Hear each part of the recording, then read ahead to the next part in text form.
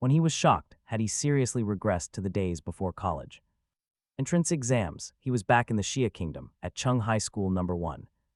Third year, class 7, what kind of madness had he landed in?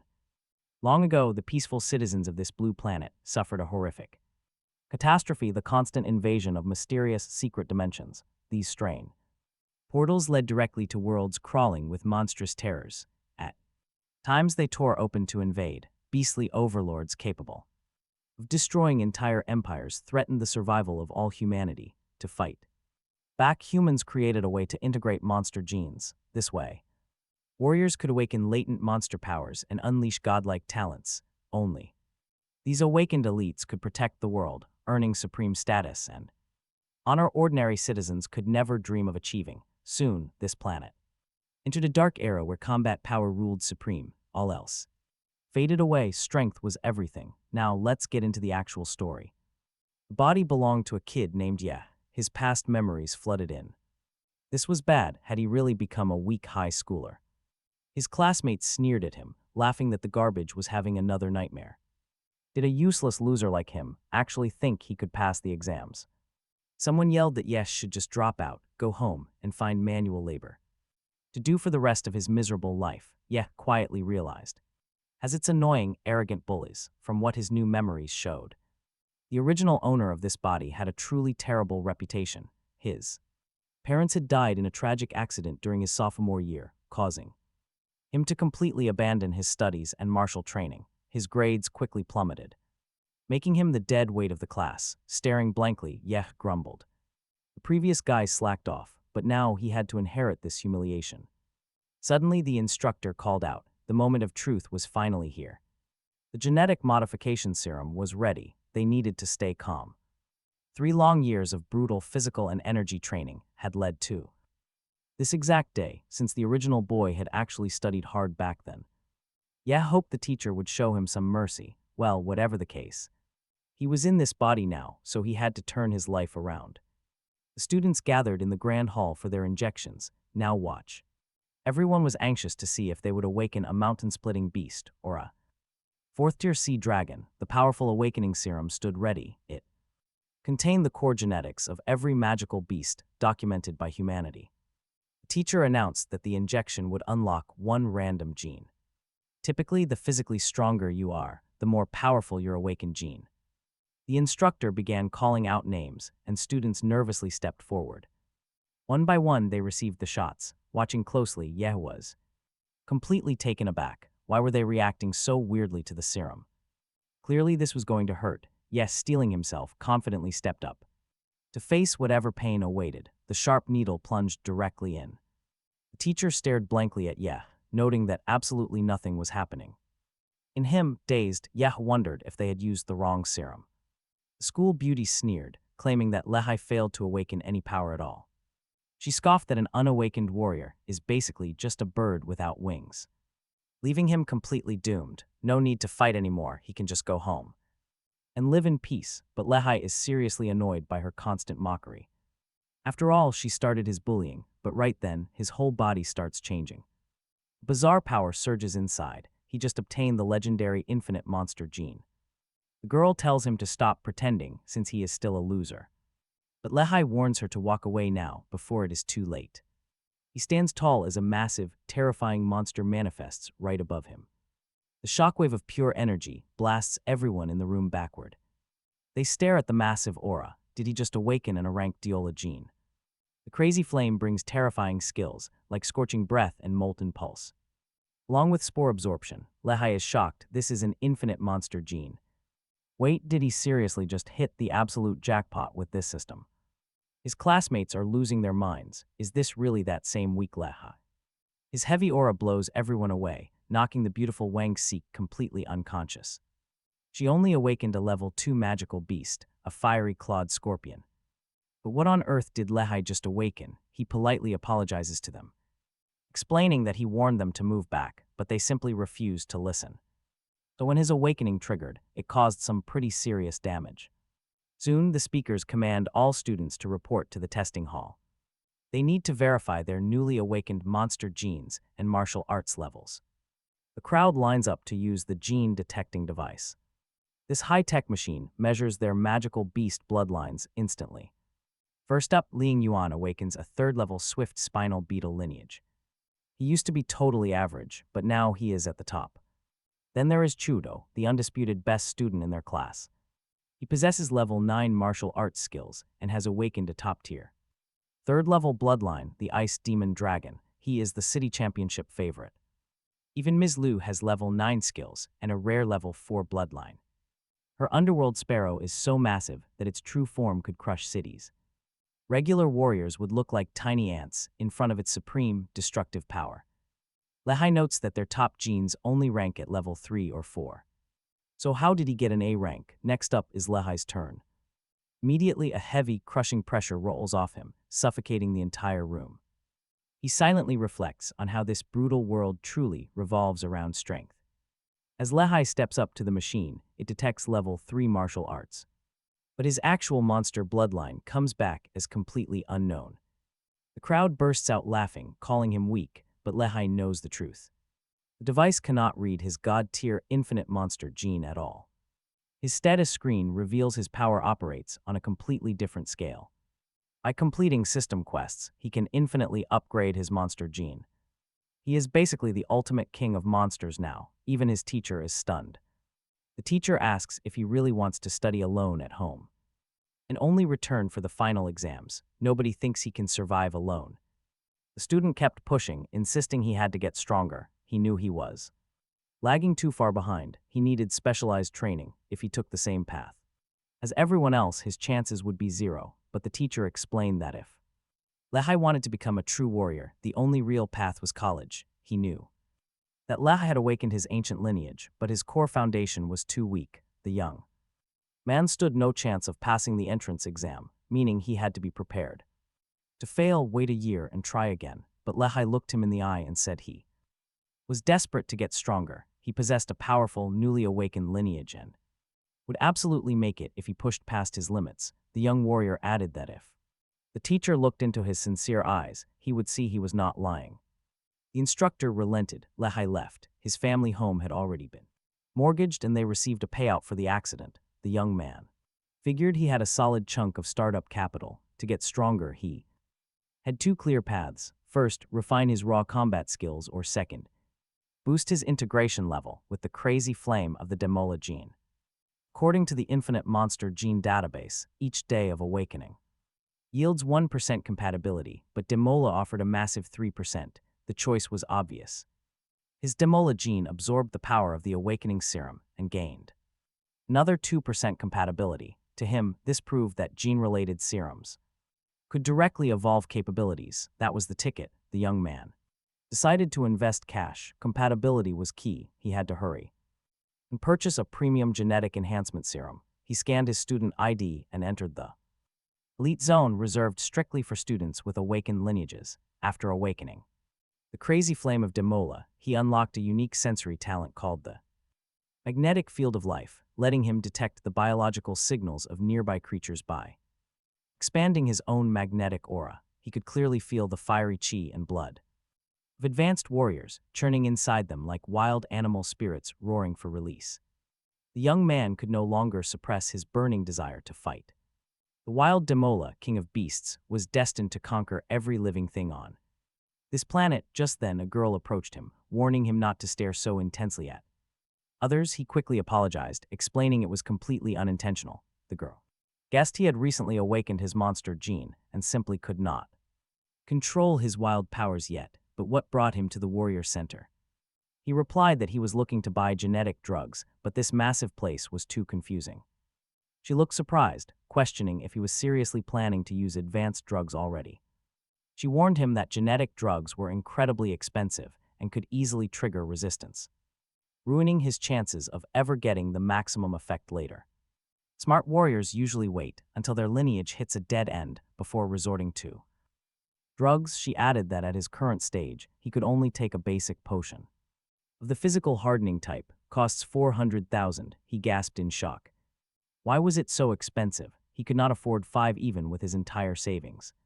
He asked for a discount. She just handed him a card. With a recommendation from an established veteran, he might score a decent price cut. The girl introduced herself as Hang Lei, and Lehai quickly thanked her. She smiled, suggesting that they would surely meet again, later that evening in the quiet dark. In his dorm, Ihei activated Demola's wild beast gene. He finally realized what leveling up felt like, with each sip of the potion making his muscles surge. His body was evolving, making him far stronger than before. But as his physical form grew more powerful, inducing further basic mutations became way harder. Still, in minutes, he achieved 3 years of work. And that incredible progress was achieved just by using the most basic characteristics of his gene. He knew he had a real shot at topping the exam. Determined to prove himself, the young man headed straight to a secret dimension. These dimensions are ranked from S to E, with S holding the deadliest beasts. S-class beasts are completely uncontrollable by mere humans. If they ever breach the portal into the real world, it will be a disaster. He arrived at portal number 3, an E-class secret dimension. To his surprise, the area was deserted, with far fewer people than expected. This zone had been fully cleared out long ago, leaving absolutely no treasure behind. Only weak monsters remained for beginners. Ihei stepped up to the receptionist to claim his booked entry ticket.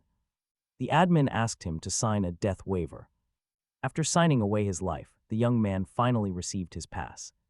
Entering the zone, he saw the massive dimensional rift towering before him. This marked the very beginning of his rise to become the Beast King. Seeing a rift in person was nothing like reading textbooks.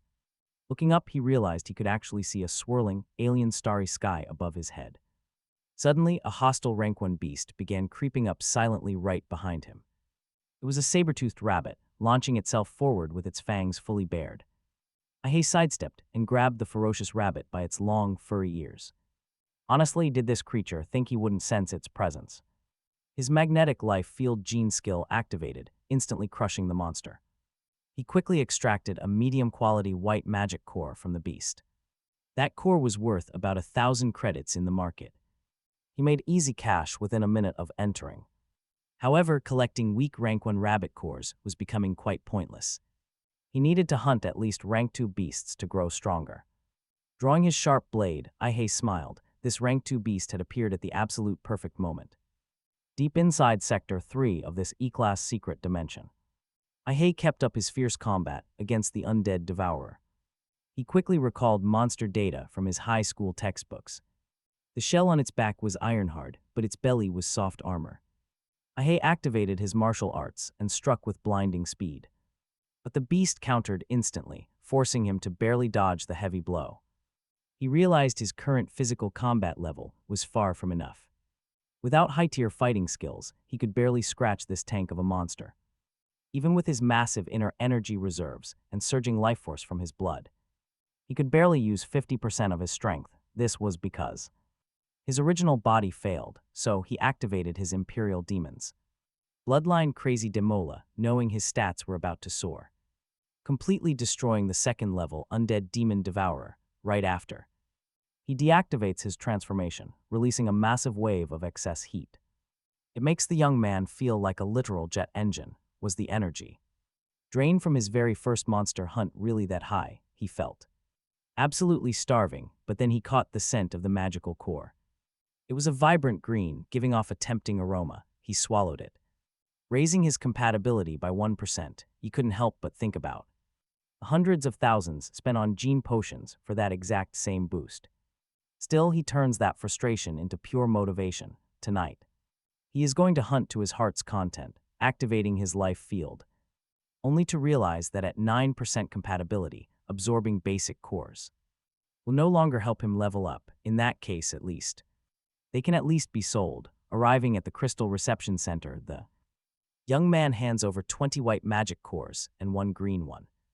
The receptionist is stunned. How could a regular high school student gather this many cores? By official law, warriors must surrender 1/10 of their loot as tax. That means giving up 5 whites for the green core, leaving you with 200 in cash. Just 9 days remain before his college entrance exam. Over in Chen number 4's D-class secret dimension, a teammate tells Captain Lin they can finally secure the blood jade flower because they successfully pinpointed its exact location during their last run. As a second-class warrior, Captain Lin tells them not to worry. He already contacted an agency to bring in a new recruit. He realized that as a mere high schooler, he has no legal right to enter D-class dimensions. His only option was a shady broker to forge a fake identity for $100,000. Lin admitted Yishi was such a weird fake name. He explained he had no choice since using his real name would violate copyright laws. Lin brushed it off, saying it did not matter as long as the job got done. Still, with only novice warrior level 9 strength, he was severely underqualified for this dangerous D-class zone. The team expects him to watch and learn without getting in their way. Soon, they load up and head out. Their objective is clear. The tracker indicates that the blood jade flower is resting in the oasis ahead, guarded by fierce second-class beasts with common pedigrees. He notes that their last mission was in a wet rainforest, yet this one is a scorching desert. These rifts connect to entirely different worlds. Suddenly, the assistant spots a pack of earth demon rats tailing their vehicle. Captain Lin barks an order to wipe out the small predators. He fires his throwing knives at the incoming rats. After a moment, the assistant reports that the entire pack has been completely wiped out. Infusing combat energy into a knife makes it detonate on impact like a bomb. The captain's assistant is clearly a cold, silent killer, and he wonders why they are on foot when the oasis is so far away. The assistant explains that highly sensitive monsters live there and engine noises would instantly alert them. The captain, he was forced into duty before even arriving, despite only being sent to observe. Suddenly, a flashbang packed with high-level monster pheromones shot into the sky. A second-level beast emerged, an earth dragon. The commander warned the rookie to watch out as the monster closed in. One hunter actually smirked at the dragon's arrival, even licking his blade. The hunters launched their assault, everyone executing their roles perfectly. Before long, it was obvious the earth dragon had been completely taken down. Nobody was injured, and the captain ordered the team to push forward. But suddenly, the beast's massive claw hovered right above him. Yishi reacted instantly, unleashing his unique powers to meet the threat. He struck the beast, and the girl marveled at his mountain-crushing power. His shattering heavy fist had completely knocked the monster out. He easily handled a second-class beast, which she reported to Captain Lin Shay. The dragon was defeated, and the hunter noted they had also secured its soul. They had actually acquired the Earth Dragon's soul essence, a legendary catch. Yishi thought this glowing red soul looked exactly like a giant fruit. It could vastly improve their genes, though Lin Shay knew they barely survived. They had danced with death, yet they still claimed the dragon's blood crystal. But the captain waved it off. There was no point dwelling on what-ifs. Talk about a cheap shot. The captain is stabbed in the gut from behind. More shadows emerge, and one remarks how clearly the assassin wanted that loot. Recognizing the attacker as Hu Peng, the girl asks if anyone knows him. A teammate quickly warns that this bald crook, Hu Peng, thrives on stealing. He preys on unsuspecting warriors, and now his greedy eyes are on them. Worse still, the captain realizes the blade is highly toxic, but how did they even get found? Even the crew only learned the destination after entering this dimension. They came for the bloody jade flower, and she suddenly uncovers the leak. The vital information was sealed inside a tracking dart, prompting the villain to smirk. He mocks Yishi's wits, telling him to go back to school instead. College entrance exams are starting, so there is no need to die here. Yishi retorts that the smug trash in front of him is a nobody. Deciding it is way too loud here, he prepares to sweep out the garbage. Hong finds this highly amusing, wanting to completely dominate the kid's mind. But Hood barks that he'll handle the brat himself, rushing forward in a frenzy. He ignites his plague-coated blades, launching a lethal strike directly at the hero. Yishi smiles. This is the perfect playground to test his newest skill. He unleashes a blinding beam of power, instantly dropping Hood. Hold on, did this absolute rookie really just take Hood out in one blow? Is he really just a rookie? Hu Peng narrows his eyes in suspicion. He demands to know which elite lineage engineered those insane genetics. Yishi claims he is from the Demola clan, asking if they want mercy. Hong is furious, barking that minor genetic upgrades will not save him. No amount of engineering can bridge the massive gap in real combat experience. Suddenly, Hong conjures his colossal energy beast, a bloodthirsty bear. Unfazed, Yishi calmly decides to break the beast's massive paws first. He blasted a massive beam right at his opponent, quickly realizing something crucial. These second-level warriors were seriously tough. Even his scorching breath could not melt. The tough bone in his opponent's ankle, he leaped onto Hong's back, planning to strike from a completely different angle, thanks to his rapid movements and overwhelming pressure. Hull Pang was deactivated and collapsed straight to the ground. Panting heavily, Hong asked if the young man used some toxic gas genetic technique. He called it disgusting, declaring that such a reckless youth deserved severe punishment. She was only surprised. Who was he to threaten punishment? Meanwhile, at the central stadium of An City, the host welcomed everyone to the grand annual entrance ceremony of the Martial Arts Academy. This year, the crucial exam was held as a tournament where candidates faced off in pairs and the victors advanced further. Each hopeful student had to fight in 3 separate matches. During this grueling selection, the survivors would keep battling until the single best martial artist of this class was crowned. The host declared that these young geniuses carried the future of humanity on their shoulders, urging them to unleash their absolute limits for all mankind. Over in the 1st and 4th arenas, battles were already raging. But in Arena 6, things were quiet, with only one fighter present. His opponent had not shown up. The host announced the upcoming match in the 6th arena between Wang Sik and Yehai from In City School Number 1. But only Wang Sik stood in the ring. If Yehai failed to appear, he faced default defeat. Wang Sik grumbled that being humiliated at the genetics conference was the ultimate disgrace of her life. She planned on using her pet salamander to crush Yehai this time, but the guy hid, refusing to show up like a total loser. The audience whispered that Yehai was a massive coward, probably hiding and trembling in fear. He had no business attending this academy and should go back to sweeping the streets instead. The judge raised his hand, declaring time was up and Yehai had defaulted. Suddenly, the crowd gasped, spotting a massive presence rapidly approaching from above. What was this crazy aura? What class of power let a human fly like that? Wang Sik instinctively raised her arms, desperately shielding herself as Yehai burst through the sky.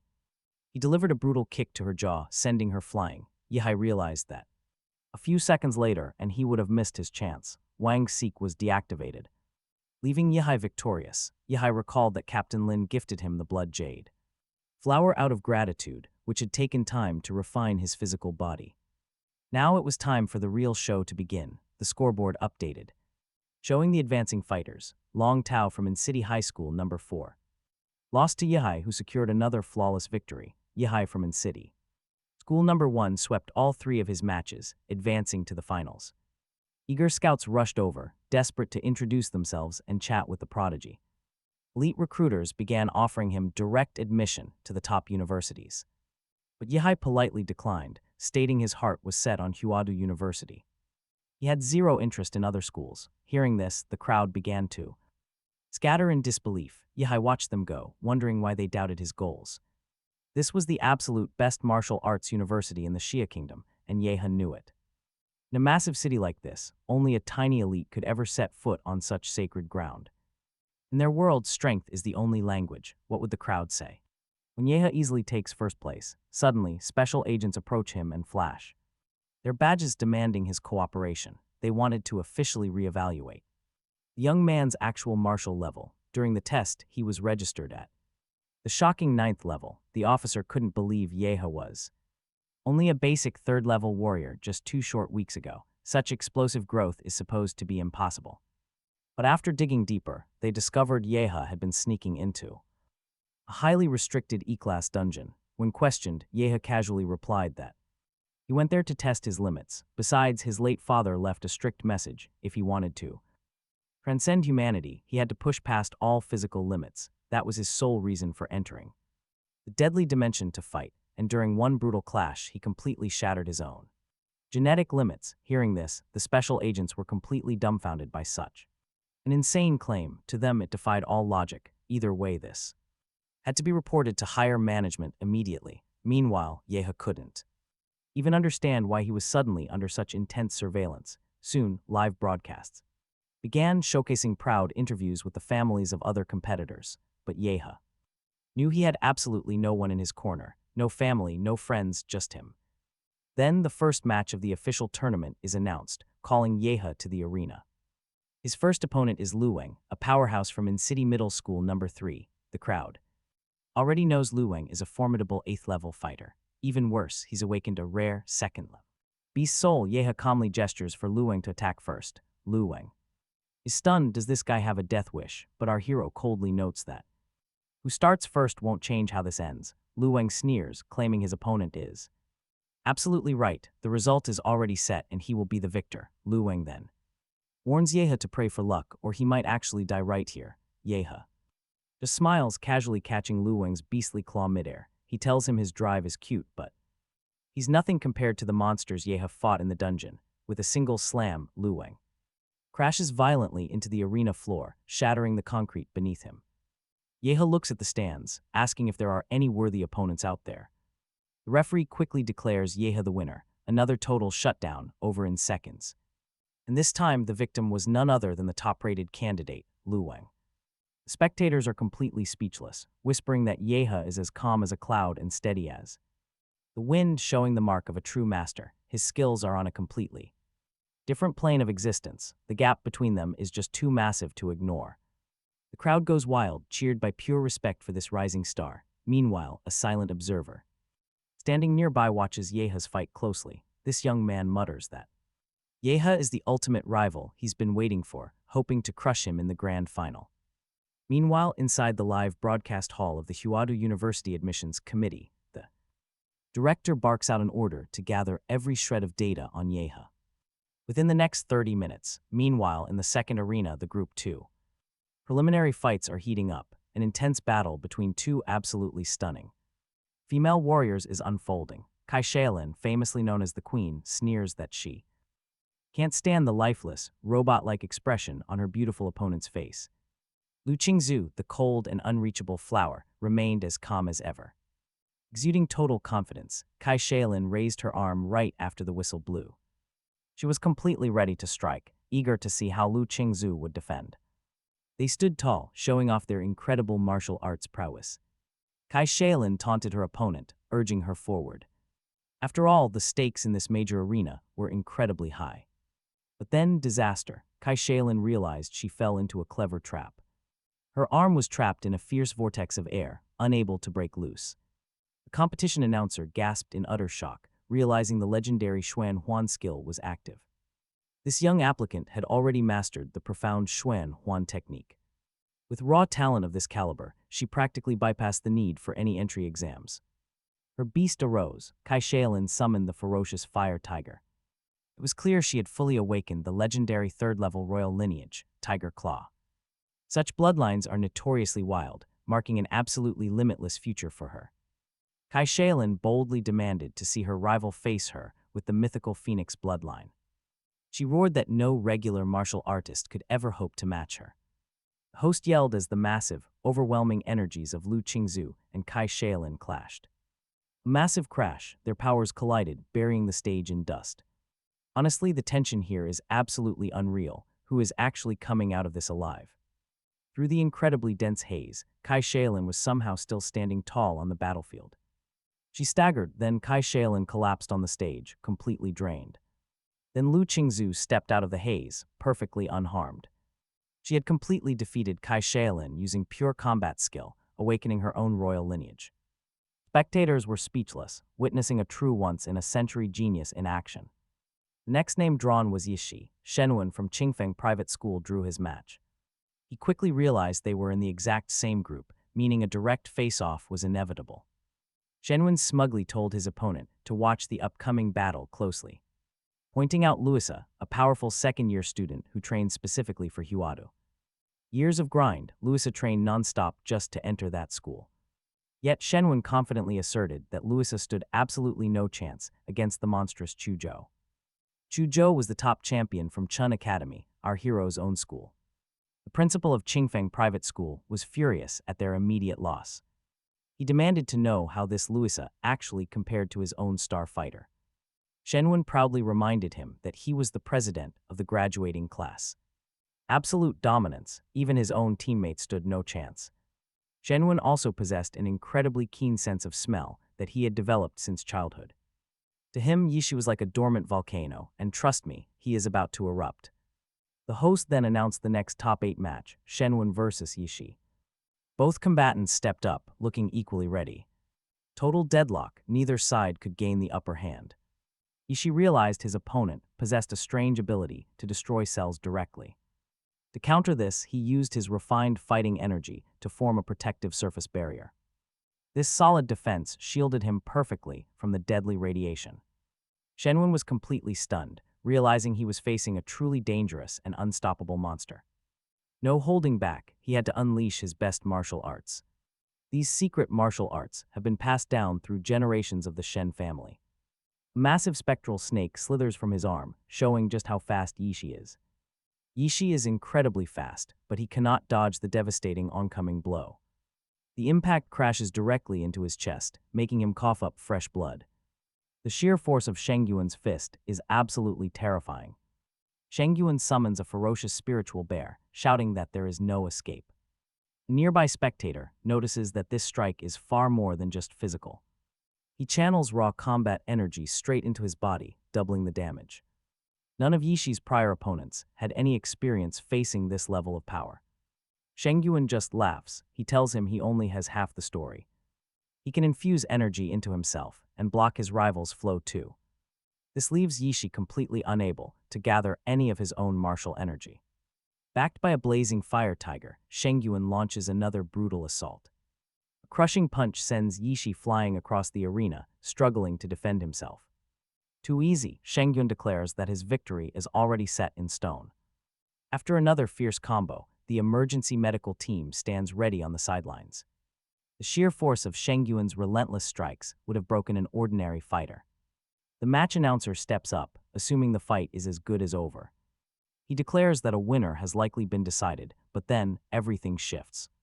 And then look at that dust, a terrifying aura is bursting out. A monstrous shadow appears, calmly praising Shengyuan's incredible power. Yishi adds that if it offers any comfort, he has a special surprise. Shengyuan is the very first person to witness him in this terrifying form. Shengyuan stares in disbelief, realizing he is looking at a true magical beast. He never expected a noble prodigy of this scale to exist in a tiny town. Shengyuan has to admit that this sudden awakening is completely unmatched. Up in the booths, the examiners listen closely through their headsets. They carefully monitor every single vital sign inside the arena. Suddenly, the elders warn that nuclear radiation levels are spiking off the charts. Watching Yishi transform, the staff realizes there is a massive problem. They quickly deploy their battle barrier to contain the dangerous leak. The crowd gasps, they are utterly stunned by this turn of events. Everyone wonders if this is truly the awakening of Yishi's bloodline. No one can identify the mysterious creature he has summoned. The young hero realizes that creatures like Daimor simply do not exist here. Shengyuan suddenly feels warm liquid and notices his nose is bleeding. His defensive shield is completely useless against Yishi's radiating energy. No more waiting, he cannot let this battle drag on. Shengyuan gathers all his strength for one final strike. Yishi effortlessly blocks it, instantly shattering Shengyuan's arm in the process. The wounded warrior shudders, knowing his entire arm was almost completely pulverized. Yishi praises his effort, but notes it will not change the outcome. The host announces that a legendary tier bloodline has officially been revealed. This marks the first appearance of a level 3 royal bloodline today. But the unknown power of Yishi's beastly heritage remains a total mystery. A legendary power, incredibly rare to witness, had just awakened, Shen Guan realized. That with Yihi's bloodline fully active, his power was utterly unreal. He simply could not suppress his boiling battle.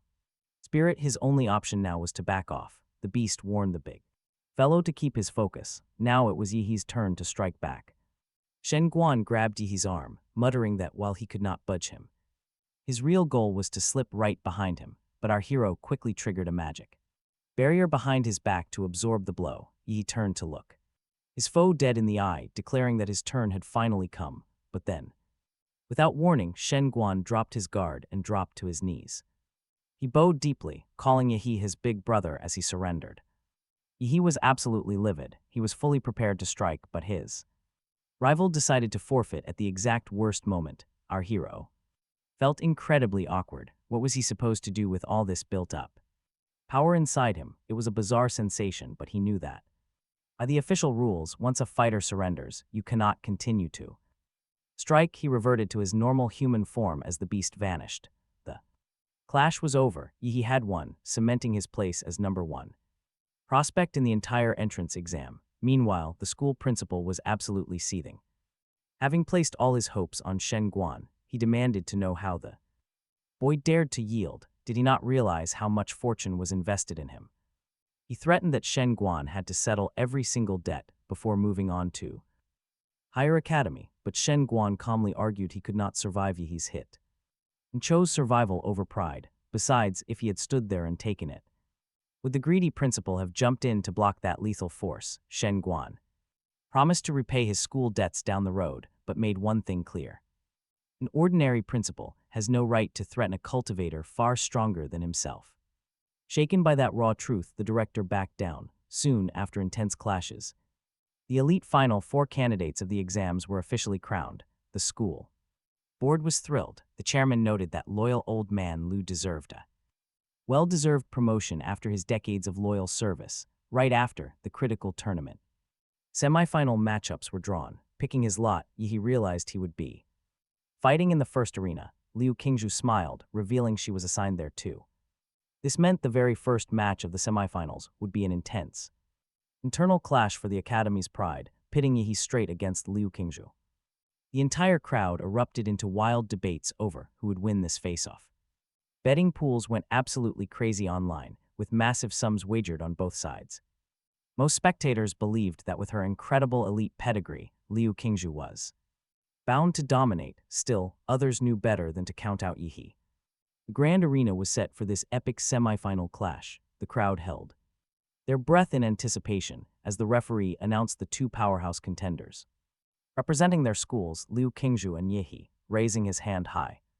The official signaled the start of the battle. Instantly, Liu Qingzhu unleashed her devastating technique, sending a thick wave of dark smoke across the stage. A menacing silhouette slowly formed within the dark fog as the crowd watched. Liu Qingzhu wondered what form her opponent would take, hoping Yi would be strong. Would he stand up to her? The host explains what happens right after. Yi releases a massive wave of smoke, completely enveloping the entire battle arena. Everyone is totally blind. They keep asking what on earth is going on. Even the commentator wonders if Yi has reawakened his legendary ancestral lineage. Yi knew Liu Qingzhu was far superior to him in pure martial arts. With her incredible magical skills, no amount of raw strength would ever harm her. He understood her genius. She possessed an incredibly high level of combat intelligence. The longer the battle dragged on, the worse it would be. So he made up his mind. He had to go all out from the start. Yi activates his Fist of Fury and rushes forward to launch an attack. Liu Qingzhu plans to rely on her martial arts to defend and counter. It was a smart choice, totally logical. But then Yi pulls off a wild evasive maneuver and strikes instead. Liu Qingzhu gasps in shock. She realizes she has been completely tricked. He promised to use his fists, but he unleashes a steel whip instead. Now he switches back. Yi swings a heavy fist to strike her down. Liu Qingzhu blocks the incoming blows, realizing that he is playing incredibly dirty. Wait, is he cheating? Honor means absolutely nothing to this guy. After a brutal clash, he punches her right above the stomach. Liu Qingzhu uses her fighting energy to push Yi away. This lets her break free from his grasp, but she quickly notices his hands. They are covered in sharp claws of raw energy. She barely dodges. Yi suddenly reappears right in front of her, closing the gap instantly. He mockingly tells his classmate Liu not to run, unleashing a barrage of blows. Liu Qingzhu is forced onto the defensive, struggling against his immense pressure. Is he even human? She wonders if his stamina is actually limitless. Fortunately, Liu Qingzhu has mastered 2 legendary secret techniques. One of them is her family's ultimate defensive skill, Floating Shadow. She knows she can escape this madness if she can just activate it. But Yi is relentless. He does not give her a single second. If this keeps up, she will fall off the platform and lose. Left with no other option, she decides to play her final card. Liu Qingzhu activates her unique skill, and giant wings sprout from her back. This is her lineage awakening, revealing her true power to the world. She manifests her sacred magical beast bloodline, the legendary unearthly bird.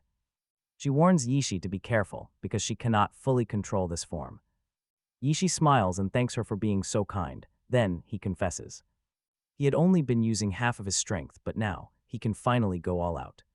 Suddenly, she strikes from behind. The young man acts fast. He spins around and strikes back, their fists colliding with massive force. The impact unleashes a colossal shockwave, creating a blinding flash of light. Lu Qingzhu is sent flying backward, squinting from the intense glare. Yishi drops to the ground, lightning crackling wildly all around him. He is ready. He begins his transformation into a legendary beast. The energy began to wildly fluctuate, leaving the puzzled crowd holding their breath. What was happening here was Yishi's magical beast form actually gaining power. The sharp spine on his back was swelling with an enormous amount of energy. Suddenly, Mayor Hanking of Anong appeared, telling the spectators to watch closely. Wait for it, the strongest champion in the city's history was about to appear. The host quickly announced that the mayor was there to ensure everyone's safety. Meanwhile, Liu Qingsu stood in the arena, her wings broken and heavily damaged. Blood dripped from her wounds as she realized he easily shattered her strongest defense. Just one strike broke her feathers. Was defeating this monster even possible? Memories of her childhood flooded back. She was always the family's sole hope. Her ancestors were watching her every move, and failure was never an option. Her mother had poured everything into her training to revive their fallen clan. Liu Qingsu could not afford to be selfish or make any mistakes now. She had to win this match and keep winning for the rest of her life. Yet she had to admit her classmate Yishi was on a different level. Facing an opponent this strong, maybe losing was actually a reasonable outcome. Liu Qingsu yelled out, urging him to take advantage of her weakness. She told him to just finish this battle and defeat her already. She lunged forward, striking the young man directly in his chest. She gasped, why did he not even try to dodge her blow? Yishi stared back, demanding to know where her true fighting spirit went. He forced her to look him in the eye, refusing a cheap victory. He declared he would win this title completely fair and square. Launching an attack, Yishi told her she needed to take him seriously. A heavy blow landed. You need to get serious, he warned her. Blocking the blow, she thought he was an absolutely horrible person. No one had ever dared to treat her so brutally since childhood. She yelled out, asking why he kept fighting when she offered him victory. Fuming, she screamed at the scoundrel to stop hitting her in the face. Yishi retorted that if she hated getting hit, she should start fighting back. Gritting her teeth, Liu Qingsu spread her wings and prepared to fight. She unleashed her beast's true form, determined to crush him at her best. Flapping her massive wings, she soared high, radiating a terrifying pressure. Her transformation made it clear that Yishi needed to brace himself. The rival had finally revealed her true beast form, making things highly interesting. Knowing he could not underestimate her, Yishi decided to match her resolve.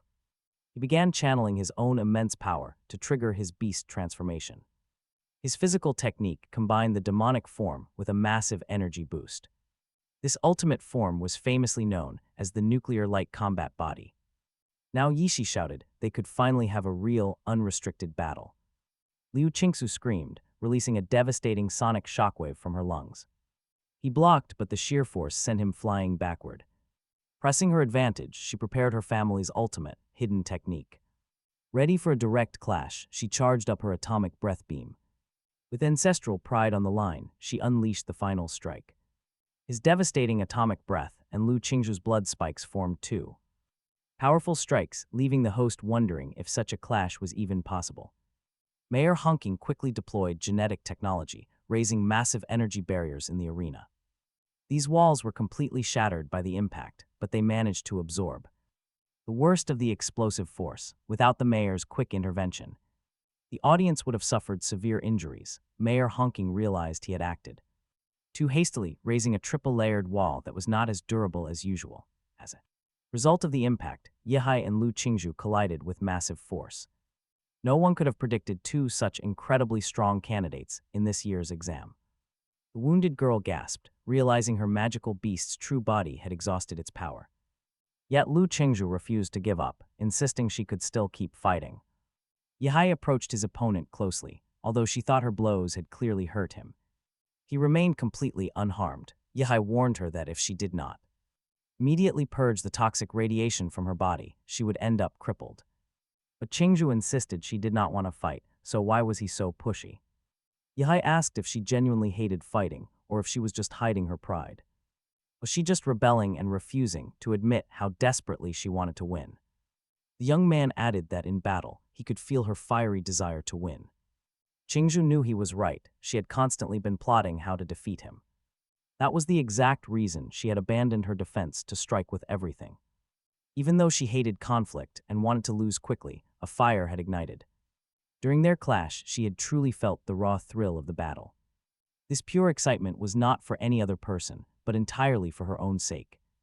Yihai gently pointed out that those distracting thoughts were precisely why she lost. Suddenly, Chingju realized the toxic radiation had vanished, her body feeling lighter. Her arm wounds had completely healed. Yihai admitted she was his toughest opponent yet. The young man smiled, adding that the next time they met in battle, he wanted to have a completely honest, no-holds-barred showdown with her. As the heavy smoke cleared, Yihai was seen standing tall in the arena. With that, the intense first semifinal concluded, cementing Yihai's massive victory. The champion from Anchang First Middle School advanced as the next match began. Just as expected, Chuzhou won his round, setting up the ultimate climax. Now the ultimate battle for the title of the strongest was finally here. Yihai would have to face off against his fellow classmate, Chuzhou. The hyped host announced that the grand final round was finally about to begin. Chuzhou gripped his heavy sword, warning his opponent to prepare himself. Yihai just smirked, casually telling him to bring absolutely everything he had. Chuzhou charged forward, but Yihai just stood there with supreme confidence. Chuzhou's shadow clones closed in rapidly from every direction. Chuzhou figured Yihai was far too lazy to hunt down his real body. Instead, Yihai used basic, brutal strikes to smash every clone in sight. Chuzhou realized his defense was not enough to face Yihai head-on. Was there really anyone their age who could survive close-quarters combat with him? Yihai was a total monster, since close combat was completely out. Chuzhou decided to play safe and wear him down from a distance. Bloodline ability, the Ice Pulse. The audience is absolutely stunned. Did this guy really summon a massive iceberg out of thin air? With power like that, he looks like the reincarnation of an ice dragon. The sheer force of Chuzhou's Ice Pulse is so great that a massive glacier forms on the field, trapping Yehei frozen inside. This sudden burst of overwhelming frost power takes a devastating toll on Chuzhou's own body. But then the audience notices the iceberg starting to melt. Suddenly, Yehei appears. Right out of the ice, Chuzhou is utterly baffled. How did he escape so easily? Yehei calmly explains that the dragon's frost has zero effect on him. Our hero shrugs, saying he is simply stronger. Chuzhou quickly realizes that the gap is just too massive, inviting Yehei to take his final blow. This technique is the absolute peak of his martial arts, a trump card meant for his true rival. Liu Qingju, Chuzhou raises his blade high and ignites his energy to its limit, multiplying his aura tenfold. Watching from the sidelines, Hanging senses the immense power of the blade. Seriously, how old is this kid? Can he truly wield such ridiculous strength? And Yehei tells his opponent that, when he gets a better sword in the future, he will get another chance, but Chuzhou's sword instantly shatters. Chuzhou sadly asks what chance he would even have now. Yehei casually replies that perhaps it is slightly higher than the odds of a fool striking it rich. Defeated, Chuzhou raises his hand and officially forfeits the match. The announcer declares Yehei the grand champion of the entrance exam finals. Instantly, the crowd starts taking photos of the new champion to share on social media. Yehei, the ultimate dark horse, truly kept everyone guessing until the final second. His photos soon adorn posters and billboards across the entire city. Everyone agrees this year's entrance exam was on a completely different level compared to the past. Nobody will ever be able to surpass this absolute monster. The host announces that after 3 days of bloody battles, the champion is determined. Yehei thinks his minimum goal is met. The host approaches student Yehei. He mentions rumors he has heard about how his shocking strength is the result of catching up on lost time and building power. Can our young champion share a few words with the viewers? Yehei starts by thanking his teacher, the one man who never abandoned him during his darkest hours and always pushed him forward. That support fueled his undying fighting spirit. With tears in his eyes, his master watches the screen, whispering that he does not deserve such praise because he failed his duties as a proper mentor. Meanwhile, the principal tells him that by promoting the academy, he will receive a scholarship of 2 million. The protagonist immediately speaks up, thanking both the prestigious school and the principal. He claims that without his wise guidance, victory was impossible. Then he raises his hand to express his deepest gratitude to none other than himself. After all, without his own genius and hard work, he wouldn't be standing here today. Named the absolute best student, he learns he'll be awarded a random powerful ability. He quickly tries to break away from the swarming fans. Desperate journalists shouting that he urgently needs to use the restroom. He repeats that there is absolutely zero time to talk for today.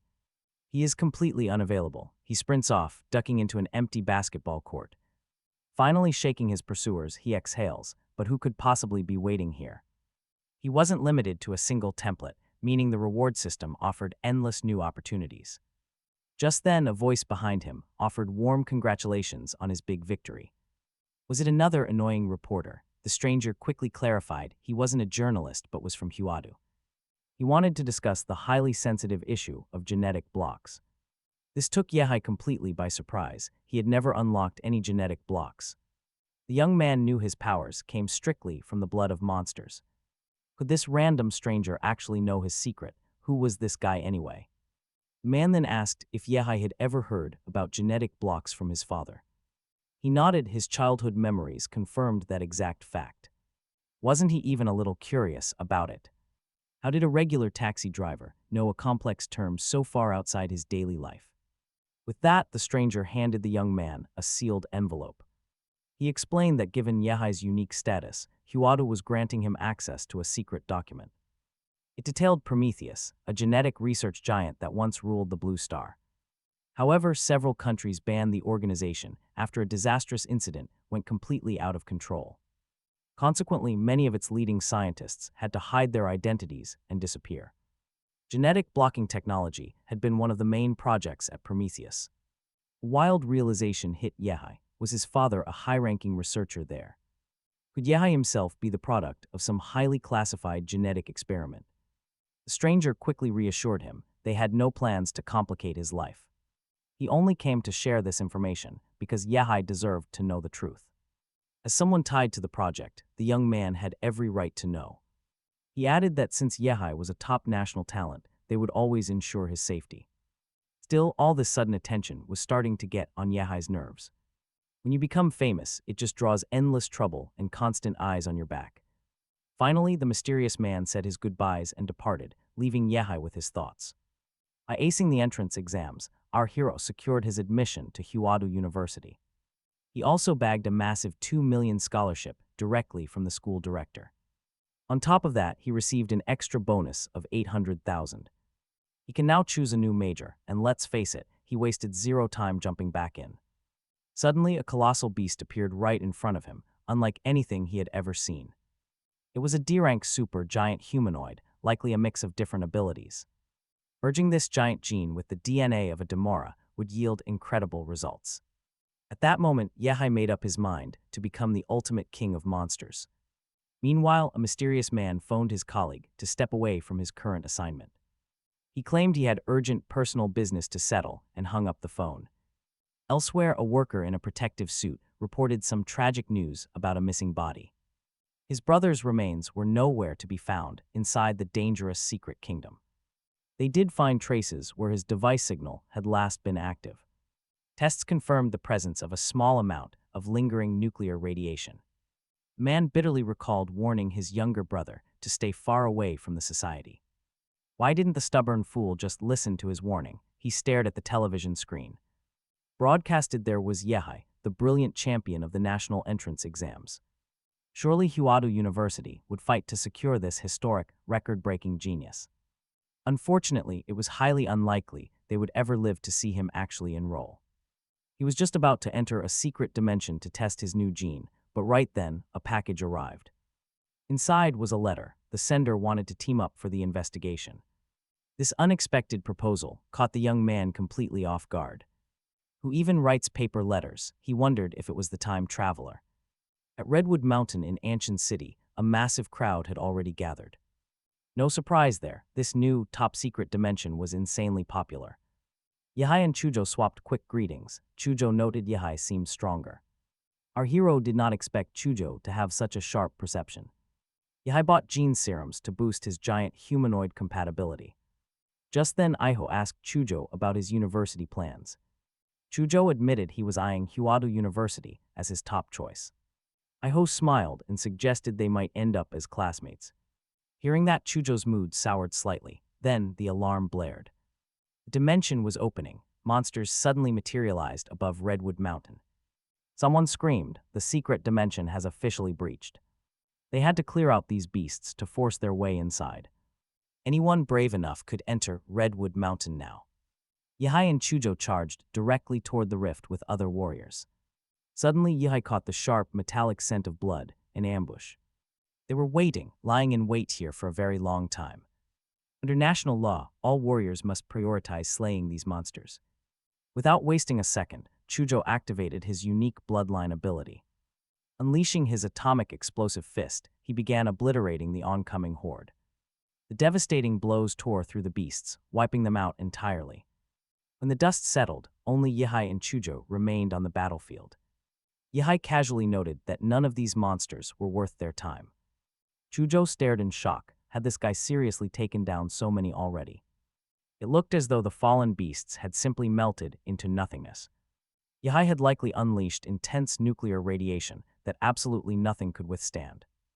That radiation directly destroys living cells. Nearby warriors watched in disbelief. How did this brutal battle end so incredibly quickly? Did they have a high-level fighter among them, like the city's top exam scorer? Wait, wasn't he a martial artist? How did he kill so many? Someone yelled to drive all the remaining monsters to the victor. Let him crush them. Right then, a signal flashed from the front lines. The boss leading the assault was dead. Victory was theirs as the beasts retreated. Chujo gathered the survivors, noting they had withstood the first wave. Initially, there were thousands of warriors. Now, only about 800 remained. Many were wounded. Yihai asked Chujo how they could carry all this loot. Chujo blinked in utter disbelief. Where did this guy get so many nuclear cores? Yihai was literally hauling a massive bag, stuffed to the brim on his back. Grinning, Chujo handed over a storage ring, telling Yihai to put everything inside. Yihai had no clue Chujo was this loaded. That ring was worth tens of millions. Suddenly, excited warriors shouted that Boss Wuan and his squad had finally returned. This guy is strong enough to slay Lord-level beasts, otherwise they would be dead. Long after the exhausted monsters had collapsed, Wen turned to the young hero, noting that he must have ranked first in the entrance exams, adding that he leads the Silverwolf martial arts group in Anshan, having heard about the heroes' deeds from his own members. Now, he wanted to invite Yizai to join them.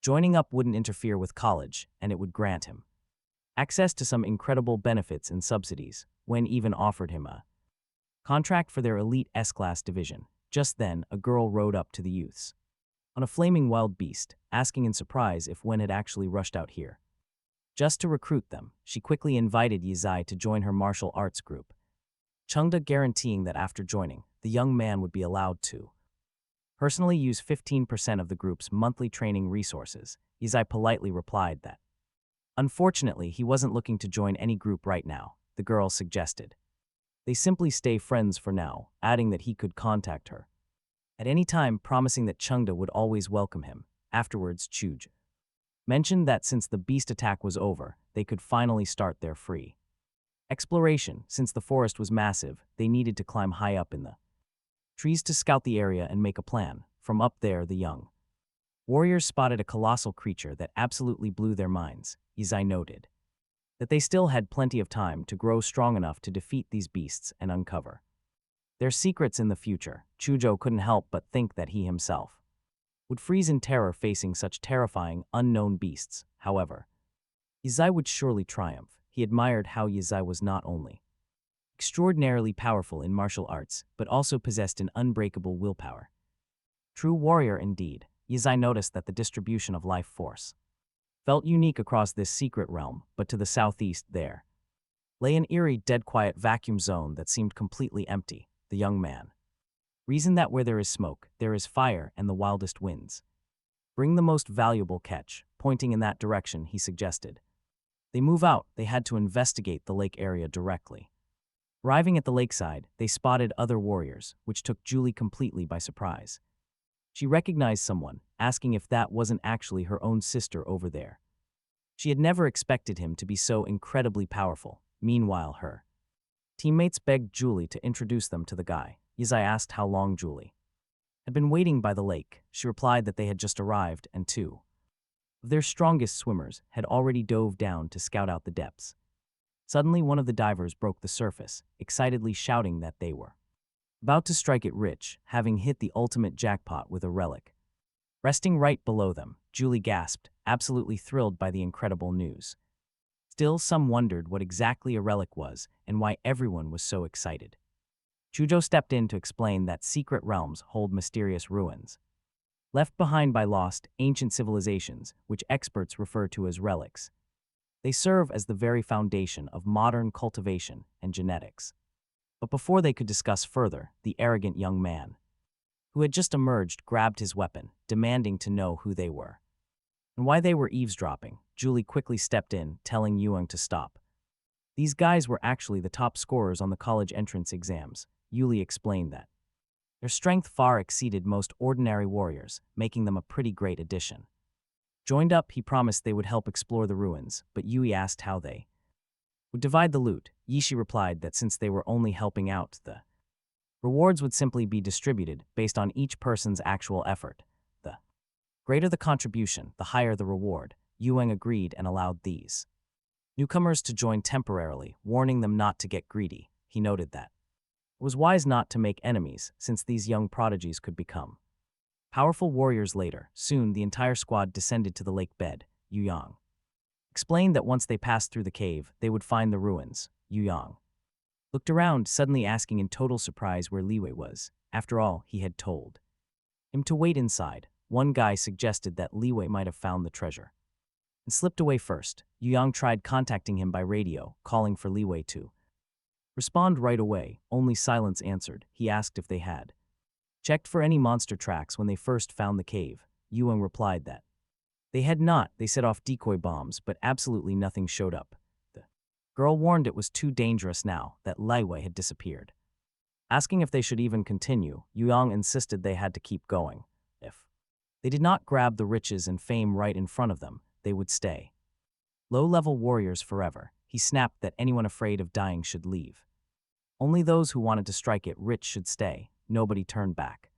The squad pressed on, searching for the treasure. Yu Yang lit the path with his flashlight and spotted fresh tracks ahead. He quietly whispered to his companion that something felt seriously off. Shujo agreed, noting that the timing just did not add up.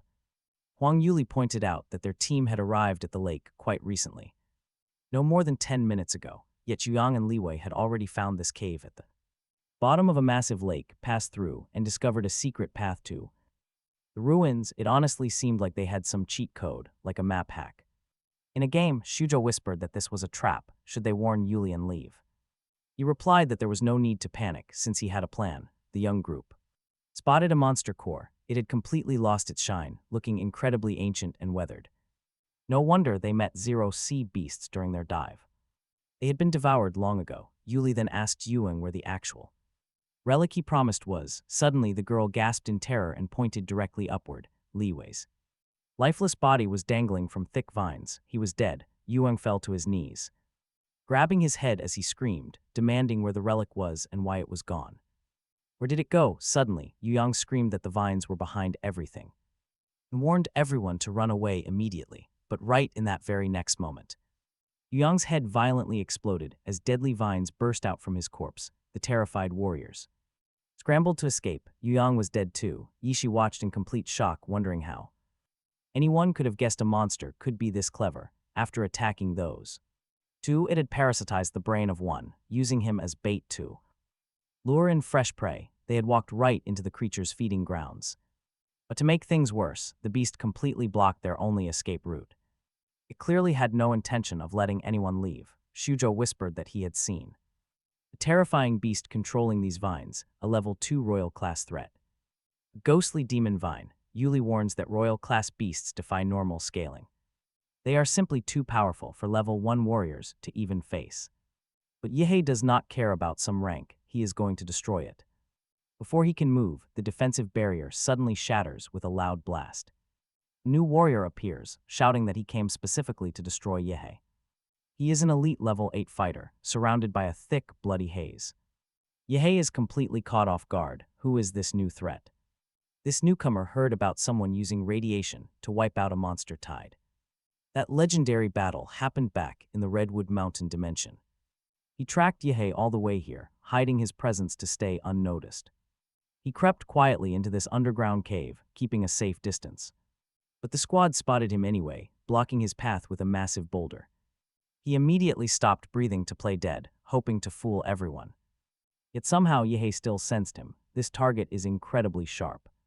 This must be the guy who pushed the Huo family to the brink. Talk about dramatic timing. This guy just crashes in shouting random nonsense. Yehei has no idea who this crazy stranger is. Huo tells him to stop playing dumb and lunges forward to attack. But wait, he suddenly realizes he just stepped into the demon vine's lair. Huo panics, thinking Yehei set a trap to let the monster kill him. Forced to defend himself, he is dragged into a fight with the vine. The wicked plant rapidly drains his energy while spitting out lethal toxins. If he stays here much longer, those neurotoxins will definitely end him. Yehei watches the intruder panic, completely amused by his sudden distress. Huo is furious because his real target is Yehei, not this overgrown plant. Yuli screams that they have to get out of there right now. The ceiling is cracking, and the whole cavern is about to cave in. Yehei orders his team to run, urging Yuli to lead the way. But Huo mocks them, declaring that nobody is leaving this cave alive. Chujo draws his glowing soul-striking sword, vowing to protect his friends. He steps forward, warning the villain not to lay a finger on them. Huo just laughs, reminding them that he is a mighty level 8 expert. Suddenly, Yehei flashes in front of him, asking where he is looking. He unleashes his atomic explosive fist, sending Huo crashing across the cavern. Yehei tells Chujo to retreat, since the enemy is too strong for them. He promises to handle this powerhouse alone, while the others escape safely. Outside, the escaped squad watches the lake thrash and churn violently. The berserk demon vine is tearing up the entire lake bed below. Yuli frantically asks Chujo where Yehei is, but he remains silent. They can only watch the water, feeling absolutely exhausted and helpless. Then an insane, crushing pressure ripples out from the very center. A massive explosion erupts, sending dark smoke billowing into the sky. Through the haze, a giant, shadowy figure slowly begins to emerge. It is Yehei, completely fine, asking Chujo to lend him some clothes. Chujo and his companions believed some mysterious warrior was to blame for the entire chaotic mess. He blew it up. Chujo stood there completely stunned. Was not that restricted military contraband? How did anyone get their hands on it? Besides, that explosion seemed way too powerful for any normal plasma bomb. Meanwhile, Shu spotted a giant figure in the thick smoke, but Yishi quickly claimed there was absolutely nothing there. He insisted it was only smoke, playing off the giant silhouette as pure imagination. Yishi felt relieved that his quick cover-up successfully fooled everyone. It would end badly if they ever discovered his ability to create monster templates. The young man realized he went a bit too far when the warrior template was pulverized into dust. Still, even with the body destroyed, he secured the demonic vine's magic core. At that moment, Julie announced it was finally time to leave, offering a sincere apology for dragging them along in vain, promising handsome compensation once they made it out. They reassured her there was no need to stand on any formalities like that. Yishi turned to Chujo with a grin, declaring it was time to hunt down some monsters. 3 days later, right at the entrance of the secret dimension, the young hunters kept grinding. Looking up, Yishi spotted something unexpected in the sky. It was a massive military transport plane cruising directly overhead. In just a few days, this wild outpost had literally transformed into a bustling town, even boasting active runways now. The sheer level of infrastructure development by the Xia nation was absolutely mind-blowing. Yishi dragged a colossal, heavy sack of glowing monster crystals right up to the front counter. The girl warned him that damaged cores would lose all value. He admitted he was running extremely short on time, urging her to evaluate them immediately. Otherwise, she would never finish grading his entire haul before the midday rush. Slipping a sleek, glowing storage ring off his finger, he confidently declared himself a professional. No doubt about that, he then began summoning dozens of heavy sacks filled with pristine crystals straight from his ring, leaving the girl completely speechless. The receptionist asked if he was finally done, wondering if he was simply a delivery transporter. Yishi told her everything was laid out, so she had better start counting fast. Other customers gasped, staring in awe at the massive mountain of glowing treasures. These were rare materials that absolutely could not be found in any normal retail shop. Everyone assumed Yishi had struck it rich overnight, but get this, he had other plans. Since those basic green and white cores no longer helped him, selling them off made total sense. His haul featured 5 blue magic cores taken from third-class monsters, along with valuable gold-patterned green cores snatched from a second-level demon boss. With the magic cores settled, he just needed to find a buyer for his spiritual medicine. Right then, a luxury sedan pulled up and stopped directly in front of him. A sharp-dressed man stepped out, introducing himself as Li Yutine, director of Pingy Pharmacy. He revealed that he knew all about Yishi harvesting rare spiritual medicines, right from the Redwood Mountain's secret dimension, and desperately wanted to buy them. The wealthy businessman offered to purchase his entire inventory on the spot at rates far above market value. Yishi instantly wondered who could have leaked his private information. But honestly, it did not matter anymore since the buyer came straight to him. Before departing, the director made sure to emphasize he would gladly buy up any future batches. Just like that, Yishi walked away with over 7 million in his account. But he knew that massive payout was nothing compared to his real power. He boosted his physical power by a full 10%. True strength comes from growth. Yihai realizes that Gen is actually way more picky than its own host. It demands expensive bloody jade fruit and top-tier genetic serums. These are rare, high-end items that money cannot buy anywhere. Meanwhile, she remembers how Yihai crushed Lu Qingshu during the college exams. He won using nothing but the Demola gene, but his martial arts were lacking. He was nowhere near the level of other candidates, so Yihai made a choice. He needs to master true martial arts now. He declares he is off to see the elders. Yihai arrives back at his old high school, where the principal welcomes him warmly. The principal never expected their star graduate, Yihai, to visit his old alma mater. After all, Yihai dominated the entrance exams and made the school proud. Yihai presents the principal with some special medicinal wine from Lei and Pin. This is a respectful tribute, and the principal deeply appreciates the kind gesture. The old man praises Yihai for his upright character and respect. Yihai explains he wants to learn advanced martial arts before college starts. Since he has not enrolled yet, he has to ask the local clans for training. The principal wonders why he cannot just wait for the university classes to begin. The papers are already submitted, but Yihai is too eager to wait. He wants to grow stronger, so the principal offers to make an introduction. He wants to match Yihai with the right teachers who suit his talent. Yihai believes that rigid rules do not always match the reality of growth. He is glad the school has a leader who can embrace change. The very next day, the principal calls Yihai with some fantastic news. Everything has been arranged, and Yihai is cleared to begin his training. Yihai asks which family agreed to help and is absolutely thrilled by the answer.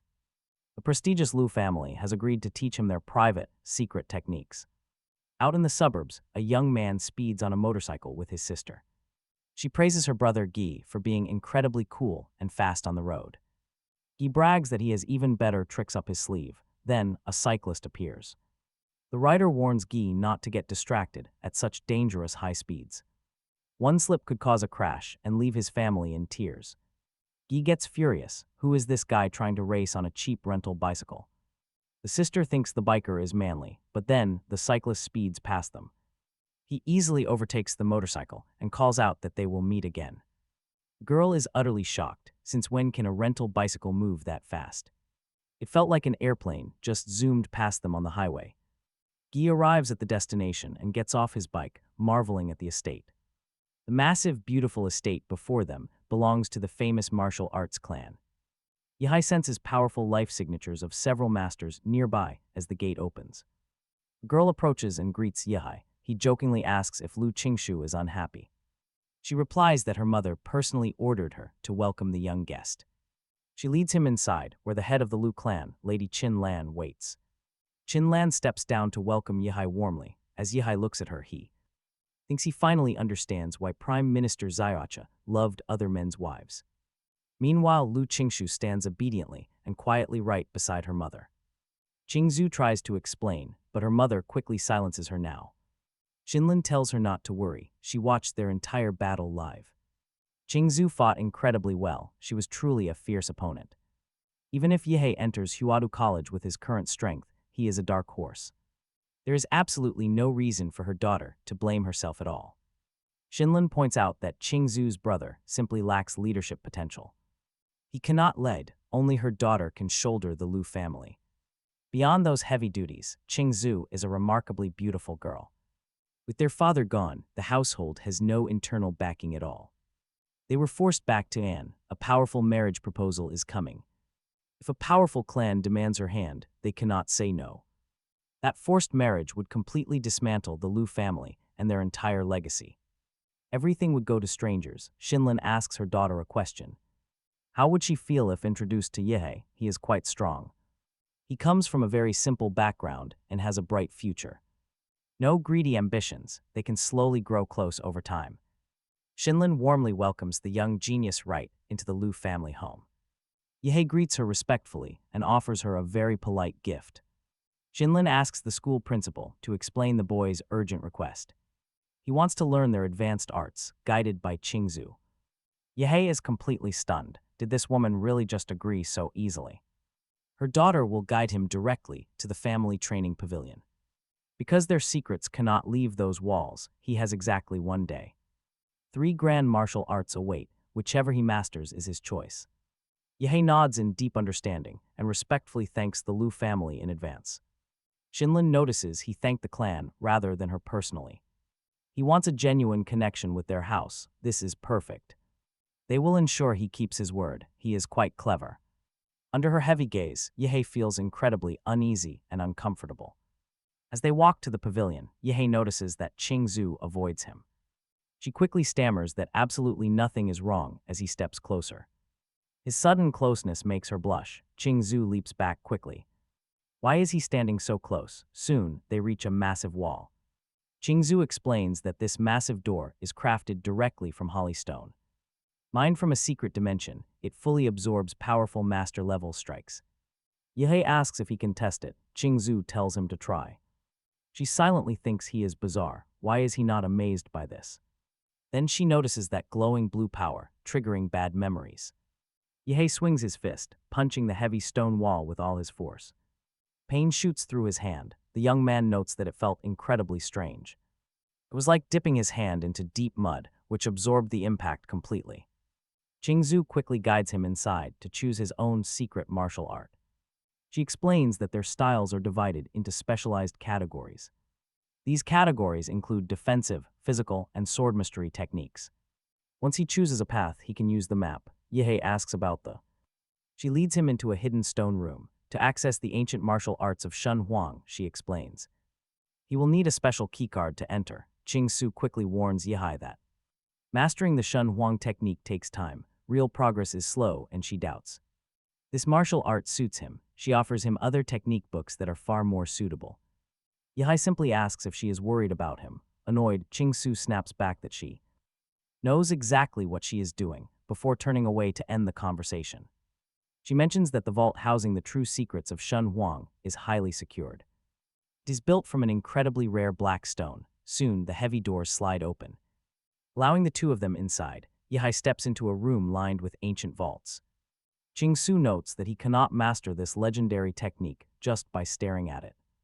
He must truly feel the intent left behind by the founder. Any spiritual clash with his own inner elements will make learning impossible. After all, this style is like a living thing. It chooses its own master. Still, Yehei feels.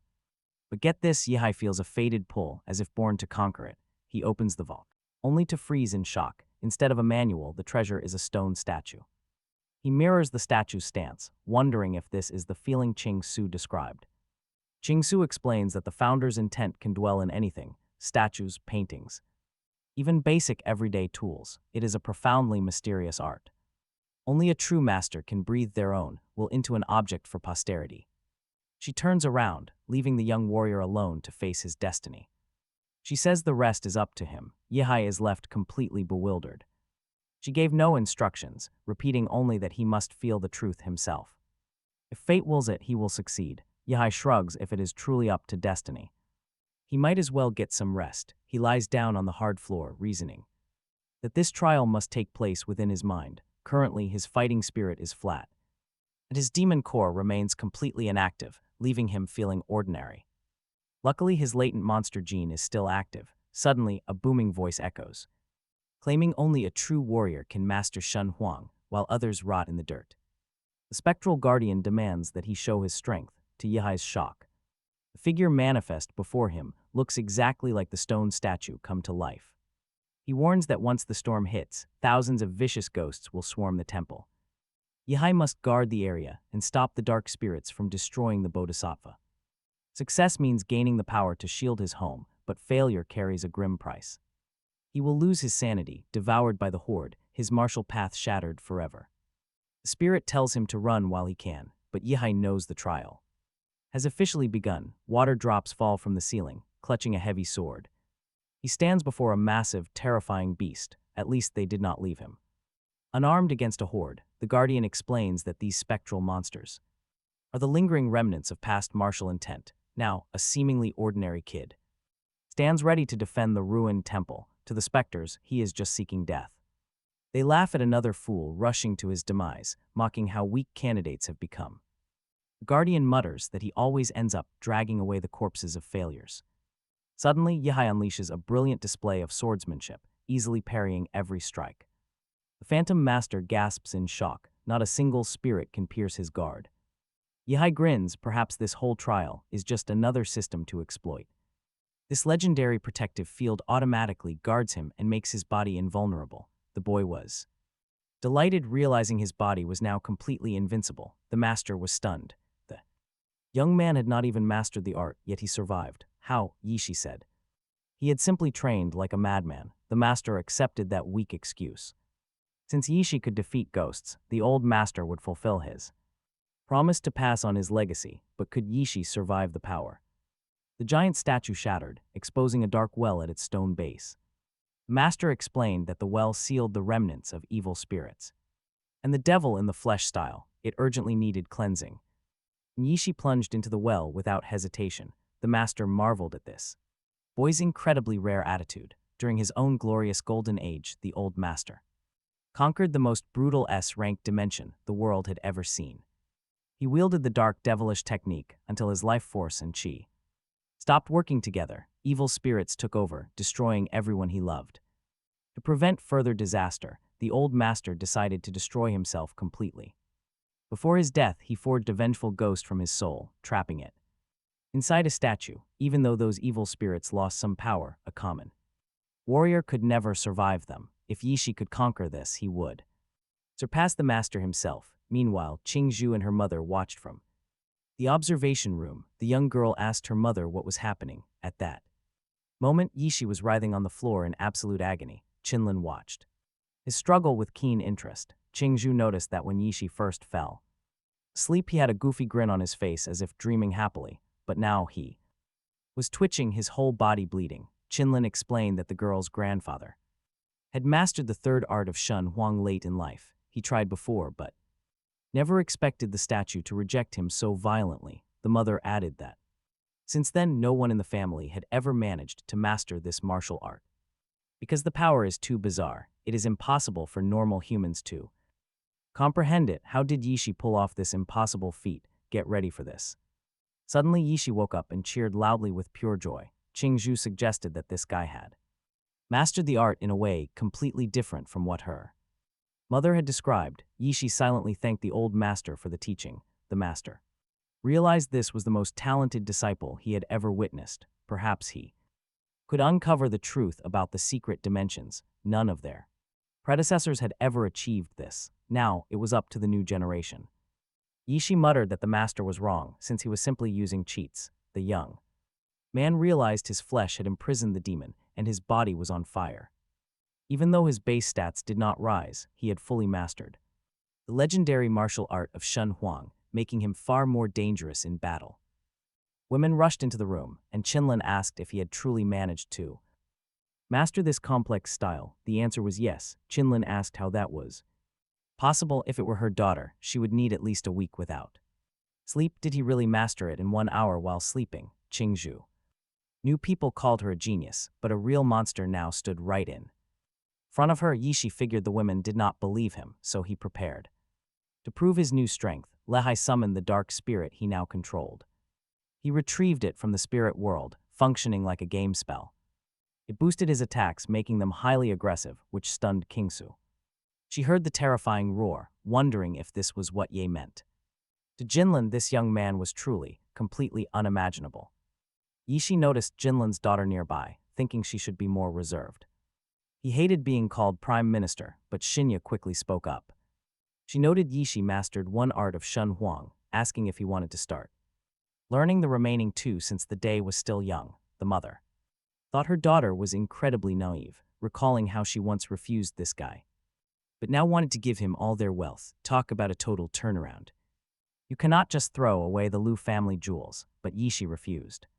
He said this was plenty, needing nothing else before deciding it was time to head back because he had unfinished business at home. Jinlin told her daughter to let him go, while the butler reported Yishi had arrived on a bicycle, suggesting he take any car from the garage to make his trip back much easier, but Yishi only remembered the motorcycle of the guy he met earlier, which looked incredibly cool.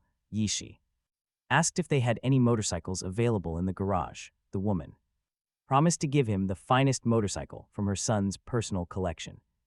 Meanwhile, the brother arrived home, thinking about how Shinya said their mother invited her new son-in-law over, wondering who on earth it could be.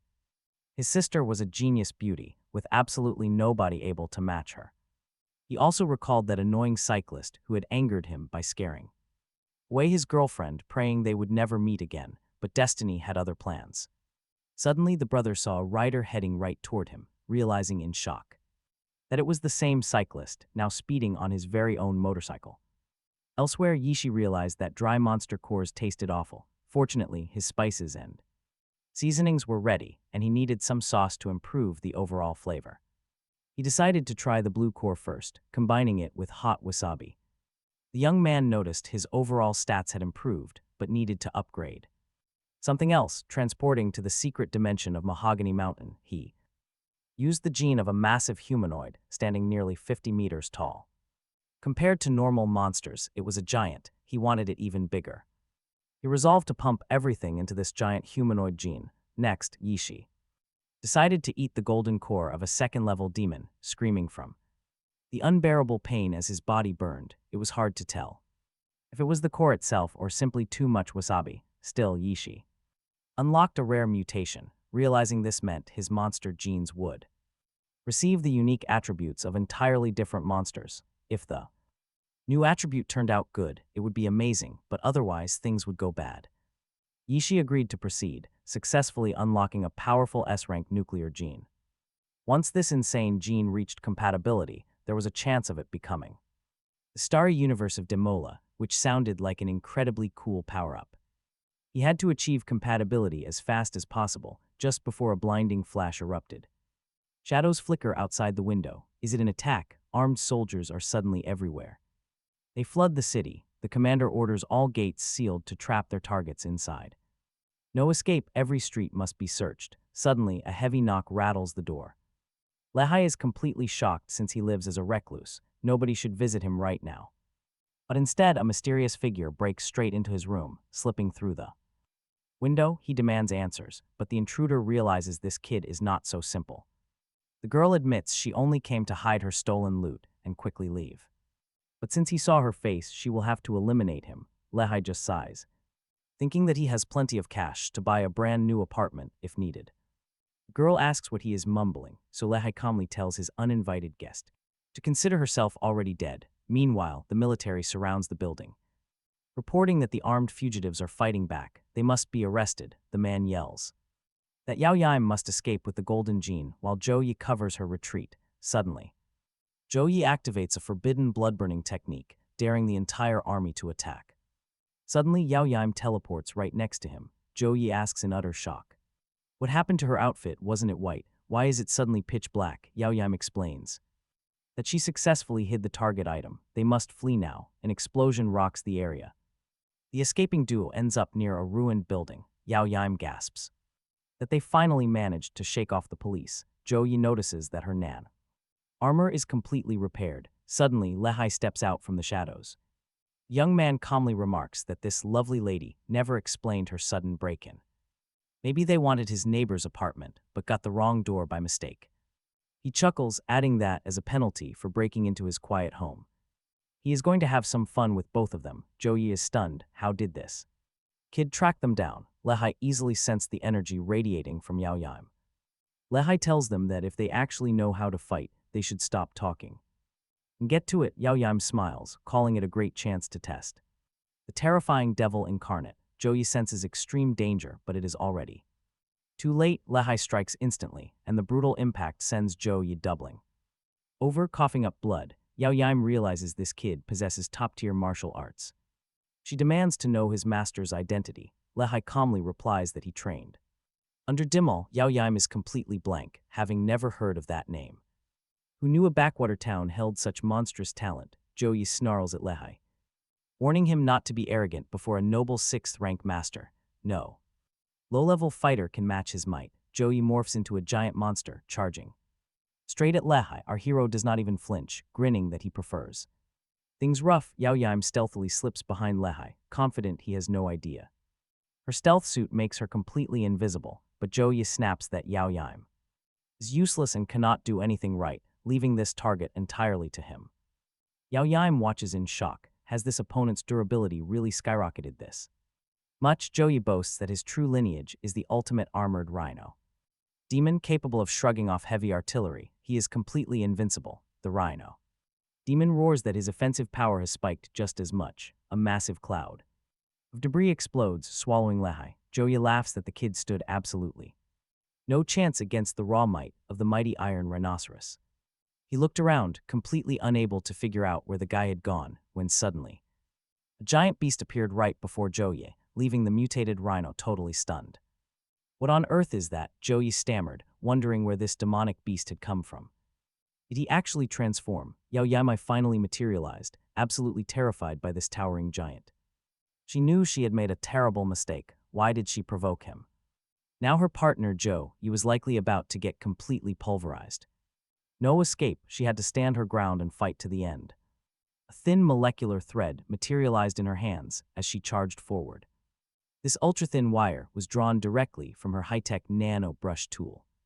It was sharp enough to slice clean through the strongest military alloys. Yao Yim yelled that even a mutated giant still has human weaknesses.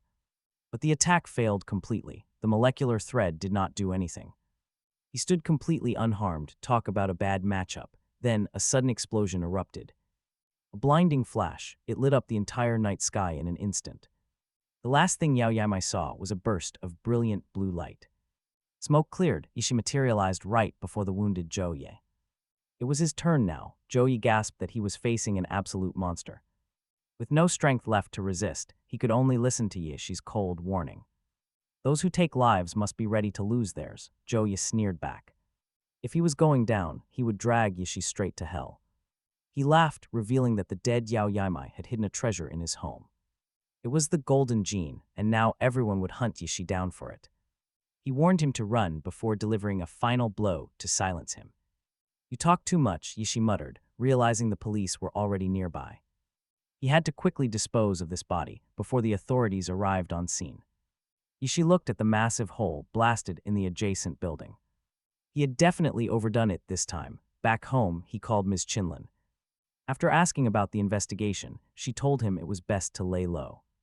She strongly advised the young man to wait until the university semester started. Yishi remembered warning Ms. Chinlin beforehand about his signature explosive power. After all, that massive blast was bound to attract the local police. Searching his room, Yishi finally stumbled upon the package Yao Yim had hidden. It was indeed the golden gene. Curiously, he recognized the symbol on it. He had seen it in the Prometheus file from his Huadu contact. It was the trademark logo of Laserbird, a massive biotech corporation. Those two must have stolen this gene, which explained why they were hunted. It seemed Joey had successfully dumped all his massive problems onto him. Staring at the gaping hole in his wall, he knew he had to relocate. After a night at a hotel, he would head to Secret Dimension B. Deep within the heart of Swan Lake, a female hunter asked about their target. The young man replied that things were fine, but the profit was still tiny. Meanwhile, the beast was completely put down, and a blue crystal was harvested. Suddenly, the female hunter warned her captain that something felt terribly wrong. A massive monster loomed in the distance. Then, several more emerged.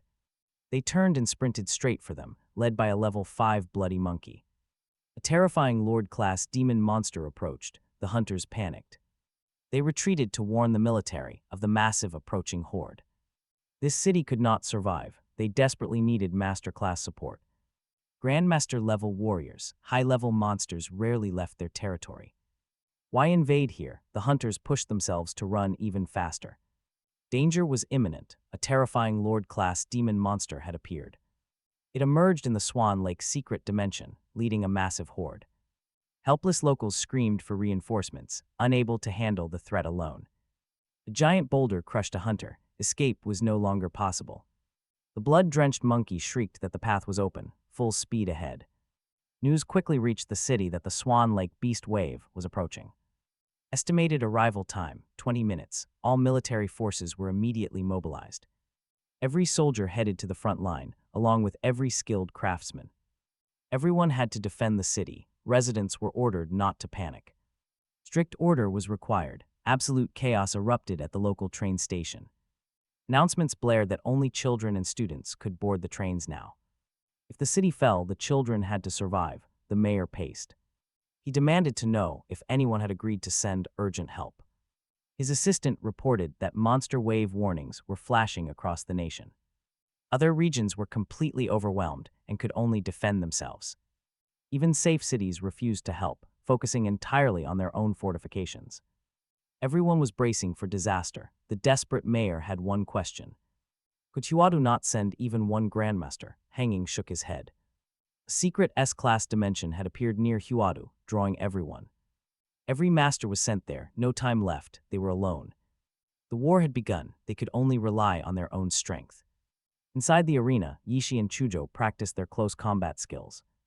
Yishi smiled, noting that Chujo could finally withstand his heavy blows.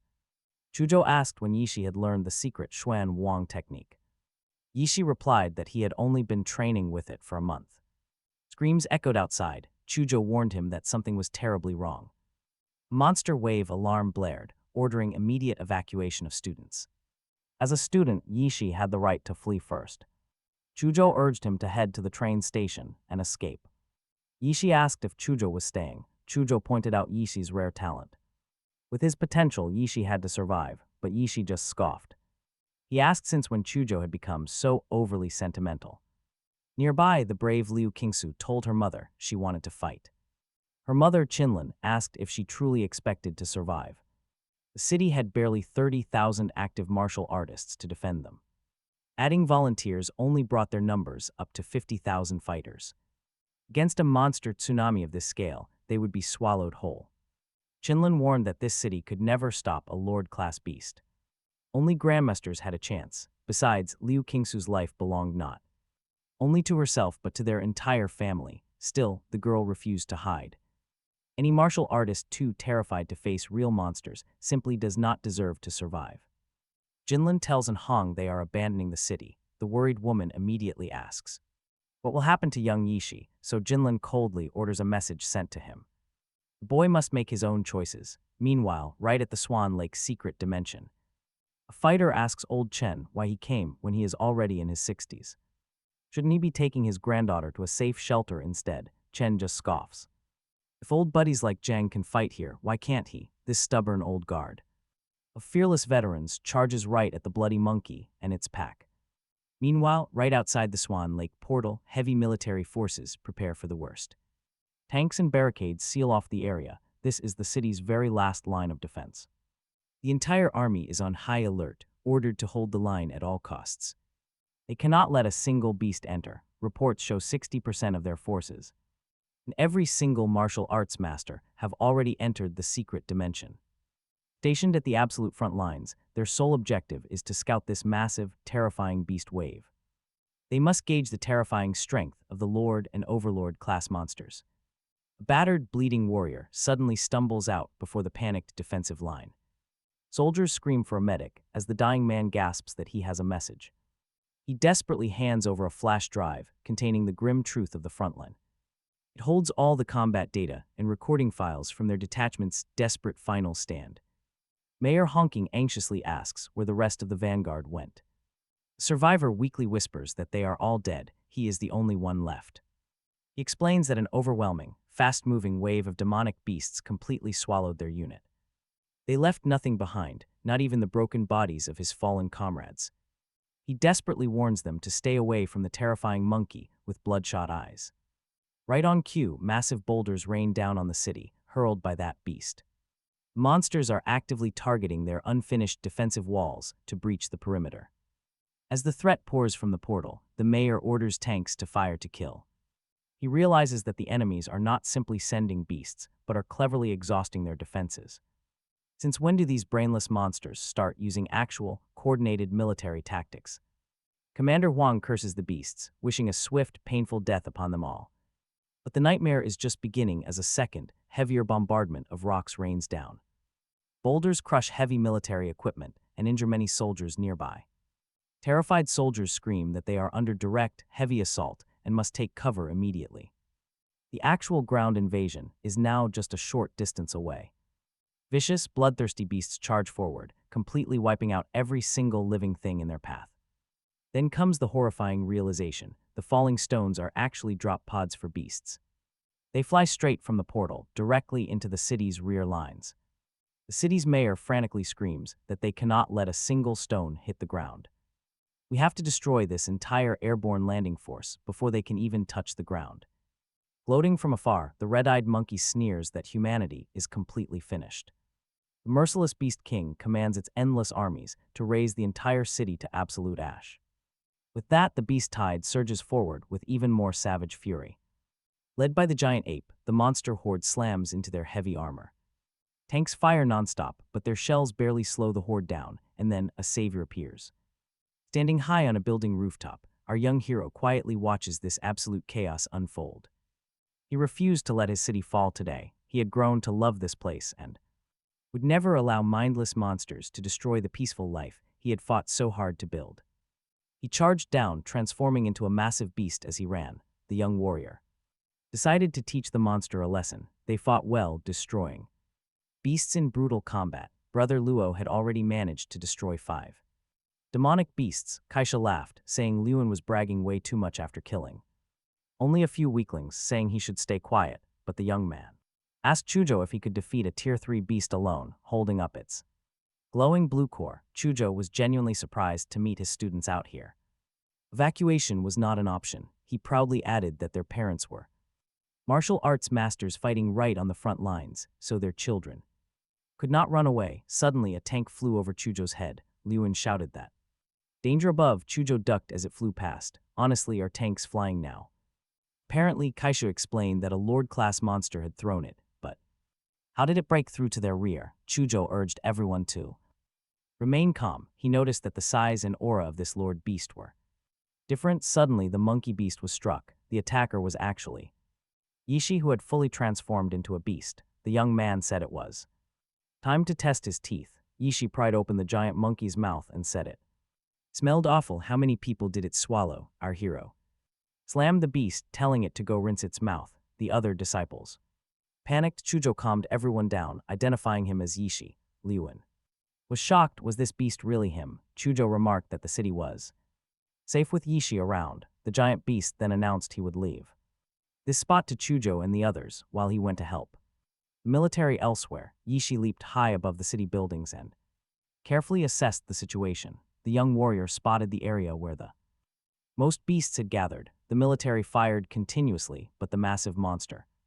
was completely indestructible. The commander yelled that automatic weapons were useless and ordered them to use bayonets. The soldiers drew their blades and prepared for close combat. The brave warriors rushed into the fray again, swinging their blades to strike the beast, but the charge ended with soldiers dying, impaled on the beast's giant spikes. The assistant told the captain they had to retreat as they could no longer hold their line.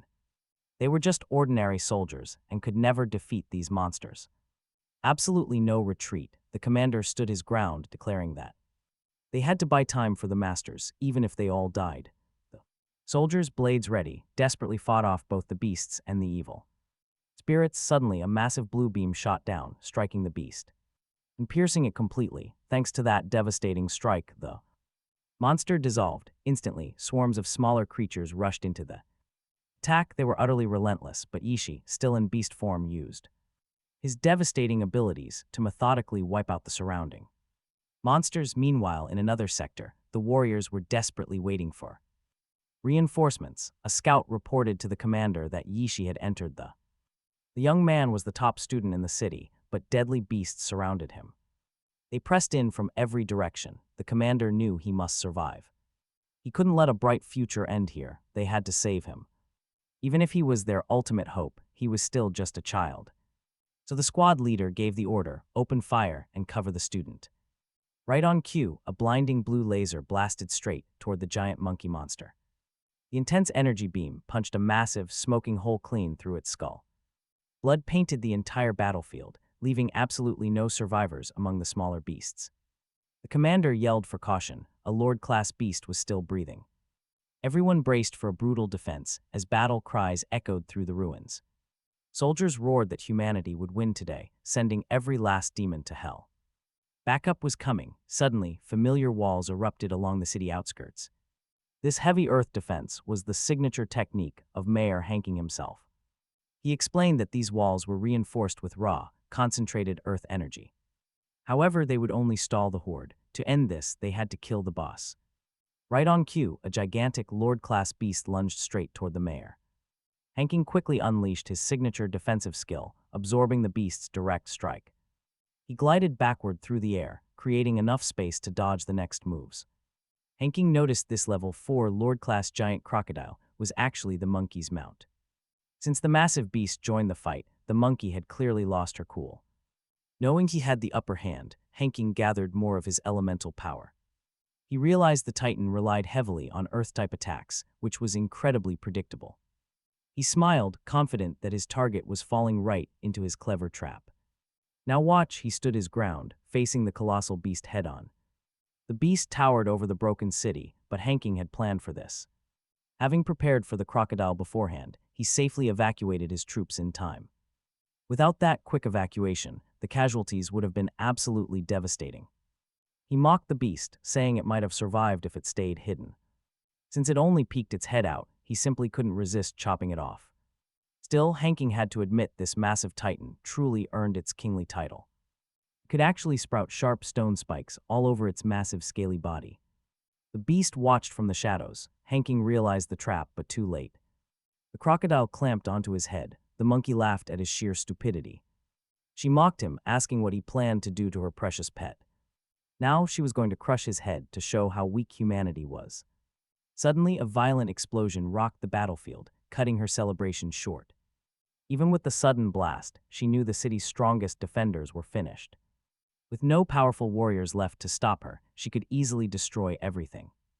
Dust settled, revealing Hanking had survived the explosion with only minor scrapes. Immediately, Hanking summoned his blazing fire beast to challenge the giant monkey. The monkey simply sneered, calling his desperate resistance completely useless. He was merely delaying his inevitable end in an empty, hopeless battle. For her, this war had become a sickening game of absolute terror. A game designed to drag humanity straight into deep, hopeless despair. Hanking's blazing beast lunged forward, but the monkey easily brushed it off. The blast was far too slow, leaving the giant monkey completely unharmed.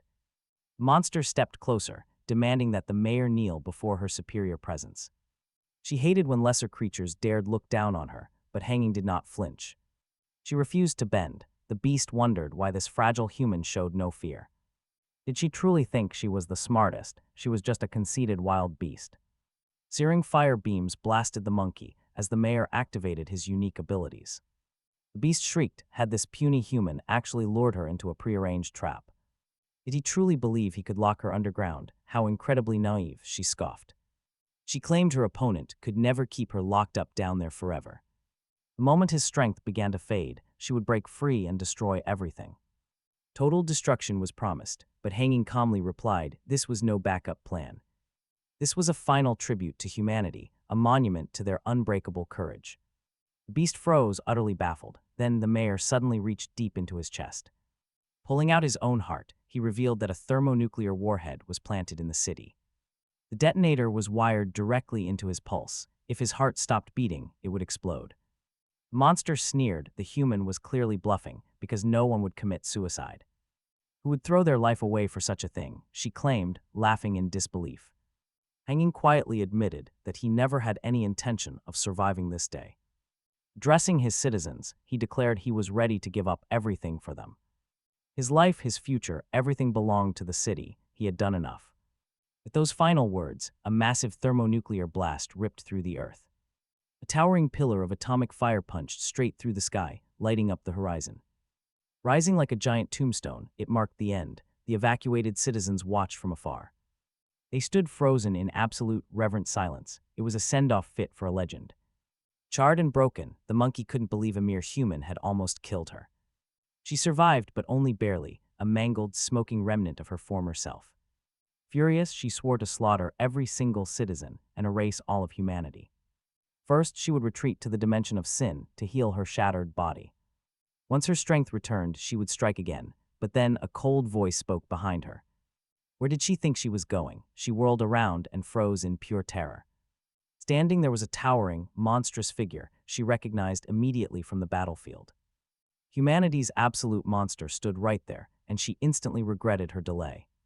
He muttered that he had arrived a bit late, while the monkey sneered at this foolish human genius.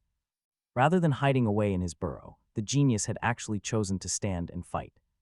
This was her perfect opportunity to eliminate him, but Ahai calmly told her a simple truth. If she had run earlier, his mini-bomb would never have managed to reach her.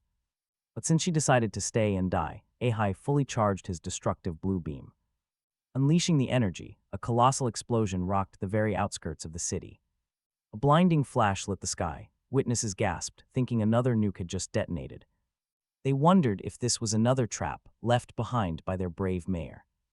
Meanwhile, the monkey looked in absolutely terrible shape after taking the brunt of the blast. She gasped. This human was a far more terrifying beast than her. Even a legendary lord of beasts didn't possess such a frightening, oppressive aura. The giant humanoid looming over her declared that running away was completely useless now. She had to pay. Gathering her remaining strength, the desperate monkey attacked. One should never underestimate a lord-class beast as the monster strikes again. He notes this lord looks as shabby as a skinny jackal, thinking that in his armored form, his physical stats easily exceed 30. But raw strength alone is simply not enough to overwhelm this beast. The monster is baffled because he put everything into that last desperate strike. Yet his opponent healed instantly. Defeating this genius seems completely impossible. Terrified, the monkey monster turns to flee with his last bit of energy. She shouts that this pathetic beast never deserved Mayor Hang's ultimate sacrifice. The monkey gets blasted again, taking a massive amount of heavy damage. His loyal demonic beast points out that the monkey burrowed underground, playing dead. The young man agrees, realizing the beast is terrified of being discovered. It is bleeding out and vulnerable, offering the perfect chance to end this. Usually, Lord-class magical beasts can erase their presence entirely from the area.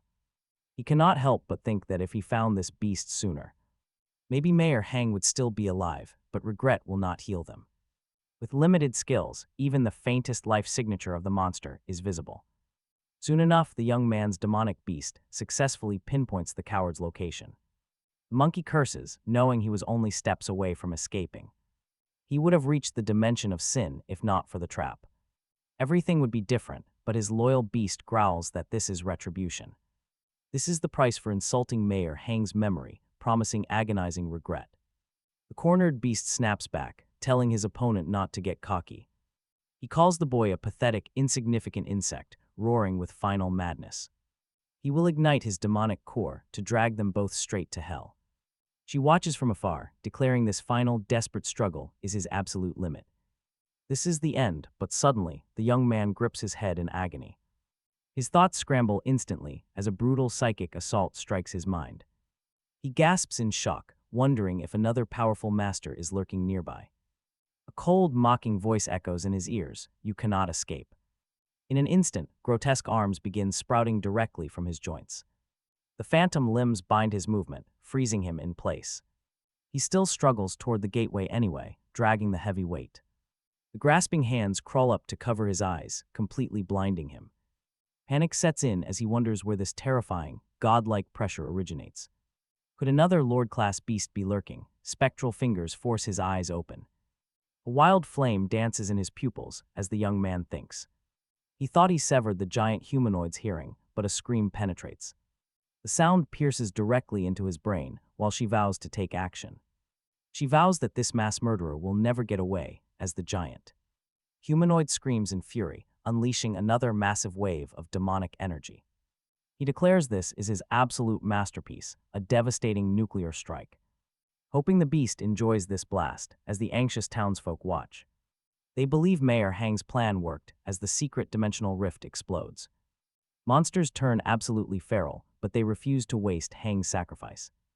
They must steel their resolve to defend their home, leaving only the bloody, shattered remains of the monkey. A massive nuclear explosion completely wipes them out. The endless monster tide finally stops. Martial arts masters sweep through the smoky ruins, hunting down every single stray creature left behind. For one entire day, the brutal siege rages on until the threat is cleared. Only then do they stop. The cost was absolutely devastating. Countless soldiers lie dead. The Swan Lake secret dimension is now a wasteland. Completely drained from unleashing that nuclear blast, Yishi collapses onto the scorched earth. Sometime later, the young man slowly sits up, wondering how long he was out. He had forced all his energy into the giant humanoid to trigger that blast. Now heavy radiation and intense leftover energy warp the surrounding air.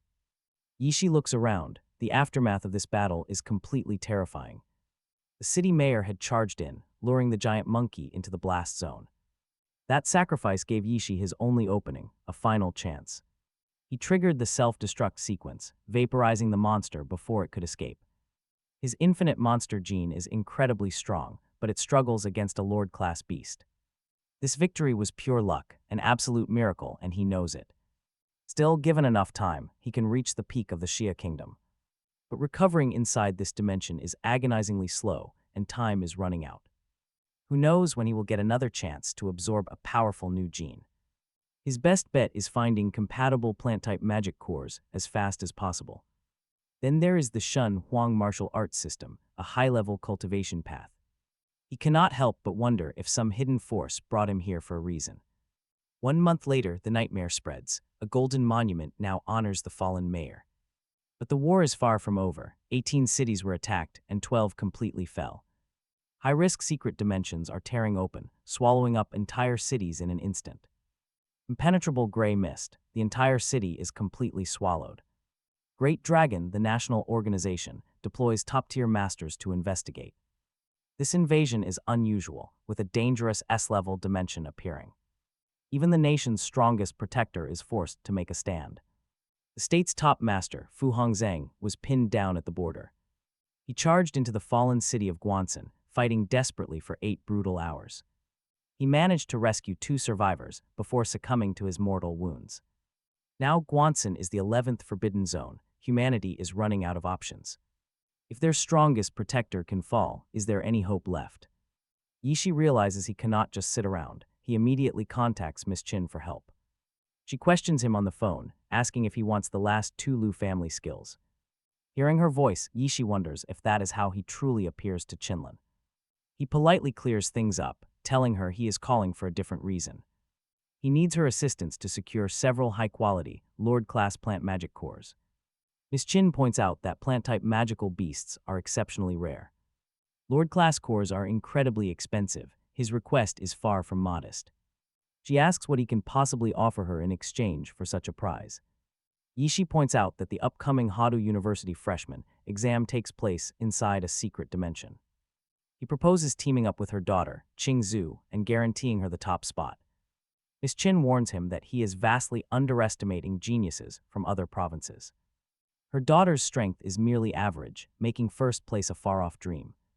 He wanted to reach the top, even though he lagged behind the absolute geniuses, and he noticed that Mrs. Chin had entrusted him with bringing the Liu family back to glory. He is even ready to sign a pledge. If he and Xingju fail to take first place, he promises to work for the Liu family in any role and support them for the rest of his life. The woman readily agreed to these terms, promising to help the young man out. Later, over at the central hospital, our hero rolls up to the main entrance on his motorcycle. A huge crowd is already waiting there, all eager to meet him. They want to honor the school's star student. Yihai enters the ward and jokes that he came to see Chuzhou, apparently the most handsome guy in town. His big day has arrived. Yihai mentions he is holding a bunch of gifts from adoring fans. Just then, another patient in the room calls out to him. Yihai asks who he is. The guy introduces himself as Luan. Turns out, he was Yihai's very first opponent in the qualifiers. Has the champ forgotten him already? Luan tells him not to look so shocked. He is not completely hopeless. There is still a surgery that can restore his damaged limb. Yihai silently realizes that this guy Luan deserves some serious respect. After all, he took a brutal hit at such a young age while protecting his city. Suddenly, a phone rings. Yihai remarks that the number of constant calls is getting ridiculous. It is the school principal on the line, demanding to know why Yihai has blocked such an incredibly important figure from Huadu.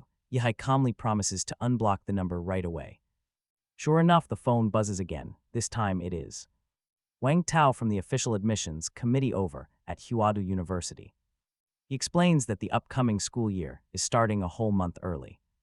A special train will arrive for him in 3 days. Any final requests? Meanwhile, teacher Lu from admissions contacts Chuzhou as well. Yihai says he will trust the university's arrangements. Chuzhou also agrees, promising to arrive right on schedule. Soon, several days fly by. Nuclear explosion site at Swan Lake is still buried under massive clouds of dust. This devastating blast has released a staggering amount of toxic debris into the air. It blankets the sky in thick gray clouds for miles, plunging the area into a pitch-black eternal night. Deep inside, his monster gene activates. Our hero realizes that fighting that giant monkey really pushed his limits. His compatibility with Diola's wild flame has jumped by another 1.5%. This is incredible, with all this wild radiation and residual decay around. Training here is basically like hitting a golden jackpot for fast growth. In just 3 days, his compatibility surged by another 6 points. Now that's what I call rapid growth. Meanwhile, Chuzhou fully recovers and heads to the station. He is ready to head out for college. The train leaves in exactly 5 minutes. Right on cue, just moments before departure, our main character finally shows up. He lets out a breath, relieved that he actually made it on time. Everyone waiting on the train platform instantly recognizes him and starts cheering. He is basically a local idol now. His powerful, dominating aura is hard to miss. The whole city is proud of him. Chuzhou notices Yihai has gotten stronger. Yihai takes a moment to look around. He is finally leaving this city behind, the very place where he woke up after his rebirth and rebuilt his life from scratch. Yihai quietly resolves that he is ready for Huadu. On board, almost all the seats boarded the train. Chuzhou quietly advised Yeho to act a bit more modest, while Yishi asked his companion if the people here were truly the best of the best. Chuzhou nodded, adding that the train itself was built using the most advanced materials and design, fully capable of withstanding an impact force of several 1,000 tons. Even better, the train was guarded by at least 5 Xuanwang masters, with supreme grandmasters likely keeping order as well. After all, the absolute brightest geniuses of the Xia kingdom were gathered. On board, Yishi silently trusted his intuition to seek out the strongest. There were definitely some tough opponents among them, but barely 5 could even survive 3 of his blows. Suddenly, a loud alarm blared over the speakers. Wait, an unknown enemy was attacking the train. While information was still being verified, the passengers grew highly skeptical of this warning. Who would dare target Huadu University? Most assumed it was just a training drill.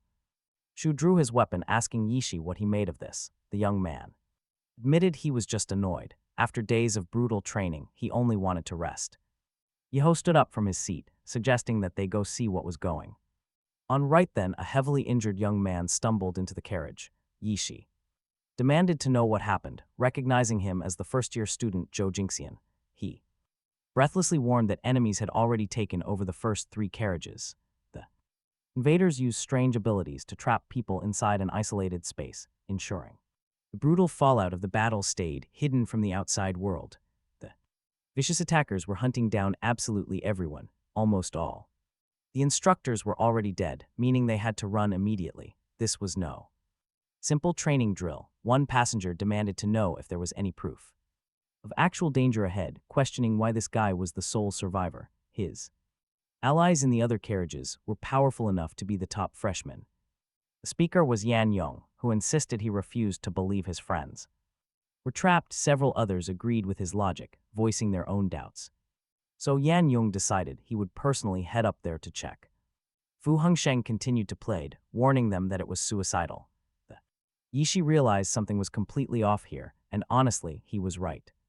Student Fu Hongsheng blurted out that a girl named Luing Ju had shown him a photo of the champion, desperately begging to warn him to stay away from the front carriages. Fu Hongsheng desperately added that Qing Su had shielded him from a fatal blow. The traumatized freshman broke down, crying that he could not stop those fools from rushing to their deaths, but he had to fulfill the girl's final wish to save Yishi. Hearing this, Yishi snapped. Qing Su was still alive. How dare he treat this like a dying wish? Chuzhou asked.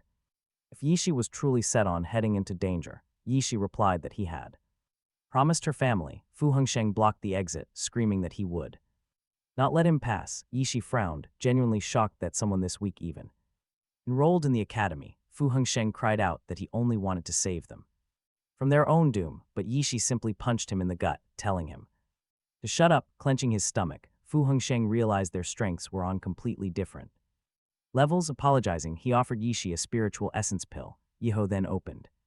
He pushed open the door. Inside, a strange glow illuminated the entire car. Chuzhou suggested this was a portal, so Yehi grabbed a nearby suitcase.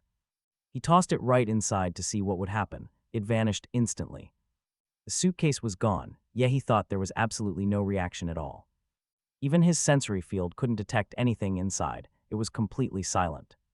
Declaring it safe, Yehi stepped forward. Suddenly, a glowing path stretched out. Who could have built this? Yehi looked around, but Chuzhou was gone. Despite entering together, the young hero was now completely on his own. Following the bright light ahead, he stepped forward, stunned by the view. He stood right in the center of a ruined city. What happened here? His sensory field didn't respond. A massive explosion erupted, deterring any pursuers. This would stop anyone trying to play cheap games. Suddenly, local residents began peeking out from the shattered floors of the ruined buildings. They wondered where the blast came from and who this master was. Meanwhile, Liu Qingzhu immediately recognized that Yehi had finally arrived here. Nursing her injuries, she wondered why Yehi would show up right now. Yehi realized he had drawn the attention of classmates and enemies alike.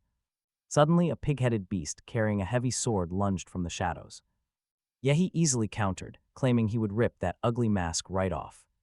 But to his surprise, his attack did absolutely nothing to his opponent. The pig monster lunged, driving its sharp blade directly into Yehi's stomach. Instead of flinching, Yehi smiled. Can you believe how fast he regenerates? He could literally stop the blade in its tracks using his muscles. Yehi forced the monster's jaws wide open, looking for something hidden inside. He tore off the beast's head, keeping his promise to destroy it. Even with the head severed, the blade remained impaled in his stomach. Reaching into the monster's bloody mouth, Yehi pulled out a strange pendant. This was clearly a trial from Huadu, requiring them to collect loot. The pighead's weapon was heavily reinforced with a powerful, concentrated aura. High-ranking martial arts masters had forged it to be extremely sharp. Once the aura dissipated, it would degrade, but what were these for? Suddenly, another beast launched a surprise attack, firing a deadly arrow. Yehi declared his hatred for cheap ambushes and rushed toward the shooter. A relentless volley of sharp arrows rained down on the running youth. Multiple arrows pierced his flesh, causing blood to ooze from his wounds. Yehi scoffed at the naive attempt, knowing this couldn't possibly stop him. Our hero activated his beast gene, initiating a terrifying physical transformation. He became a massive monster, instantly shattering all the surrounding buildings. The structures collapsed in ruins. Stepping out of the dust, Yehi wondered who had shot at him so relentlessly. Suddenly, another beast appeared. An armed rabbit monster blocked his path, carrying symbols of the zodiac. The aggressive rabbit launched a swift attack, but met with heavy resistance. He was highly impressed. Did this beast actually know martial arts? An ice wall materialized, trapping the rabbit monster in a frozen prison. Surrounded by solid ice on all sides, the beast panicked as Chujo pounced. Chujo cornered the rabbit and told his partner to leave the beast to him, using his unique abilities. The explosive shockwave sent the giant monster rabbit flying backward in an instant. As he morphed into his beastly form, Chujo bragged that he had finally caught the fluffy target. The fluffy creature, a few minutes earlier, survivors inside the ruined building, wondered why everything had suddenly gone silent. Did the intruder actually die out there? One woman scoffed, calling the guy who had broken in and fired into the sky completely arrogant. He was apparently just some provincial student who had recently enrolled at Huado. Yet top elite students from the big cities operate on a completely different level. She heard rumors that they were already eliminating other rivals in massive numbers, even if no one knew exactly how they pulled it off. This year's champion would surely be one of them. Suddenly, another blast shook the area, shrouding everything in thick smoke. A nearby man gasped, wondering if that was an electromagnetic cannon. The woman argued that such a weapon was impossible here. Meanwhile, the freshman who just stepped off the train watched the bright flash. Jang Song stood among them, as Wu Yangzi noted the blast did not match their enemy's style. It was likely a freshman technique. Nearby, Jung stood holding a set of mysterious pendants, wondering who else in Huadu could possibly wield such immense destructive power. They needed to head over and investigate immediately. After all, they had already successfully collected the pendants of the rat, dog, monkey, and horse. Wu Yangzi pointed out that even Liu Qinggu had defeated the Minotaur to secure the ox pendant. If there were 12 total beasts, then only 5 remained unclaimed: the pig, rabbit, rooster, tiger, and the dreaded dragon. Suicide. Challenging the dragon meant certain death. You only run, never fight. Wu Yangzi suspected the freshman behind that blue beam already held multiple pendants. This deadly game had entered its final phase. As I added that to win, they must steal the tokens from everyone else. Staring closely at the captured pendant in his hand, Chujo asked what it was. He explained he had taken it after dealing with the guy in the pig mask. Each pendant had a specific character, meaning they had to collect them all. Chujo realized this meant they would have to actively hunt the masked targets. Yishi shared that while he was guarding the roof, someone shot an arrow at him. It had to be one of those masked creeps, who likely panicked and ran. Yeha chimed in, noting the stranger's arrow had barely grazed his skin. This meant they could track him down. Following the fresh footprints, Yeha guessed someone had beaten them to the spot. The nearby ground was still warm. They are close, Yeha warned. Hidden nearby, the girl realized her optical camouflage was compromised. Clash was imminent. Chujo, hacking through the thick ice, called out that someone was hiding nearby. This was bad news. Just past the ice floe stood freshman Lan Yui. She stared in absolute shock at the boy with the fire demon gene. Shinshin muttered that Lan Yui was exposed because her camouflage was too weak. Yishi demanded to know if they were setting up a sneaky ambush. Yuz quickly explained. It was a misunderstanding. They had simply defeated the rooster mask and hid here to lure out targets. Instead, Yishi grabbed the girl's throat, lifting her high off the ground. He demanded answers, leaving Lan Yui completely helpless. Lanny was shocked he even saw through her clone. This guy was definitely not simple. Shinshin declared it was finally his turn and took a massive breath, preparing to launch his attack toward Yishi and Shacho. Lanny warned their targets not to even think about trying to escape, as she furiously waved her fan to summon giant winds.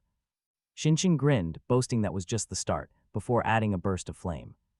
He smiled at the fiery vortex, confident their opponent could never survive such power. But Yishi simply clapped his hands once, instantly making the thick smoke disappear. Shinshin stood frozen in shock. How could a single clap extinguish his firestorm? Lanny silently realized they lacked the advanced skills needed to reach the master tier. They were hopelessly stuck at the apprentice level, their raw strength completely sealed away.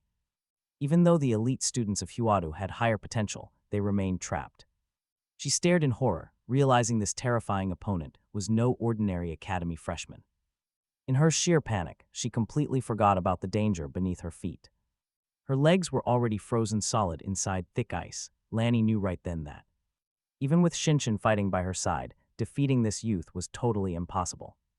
Lanny decided it was useless to keep fighting and turned to run.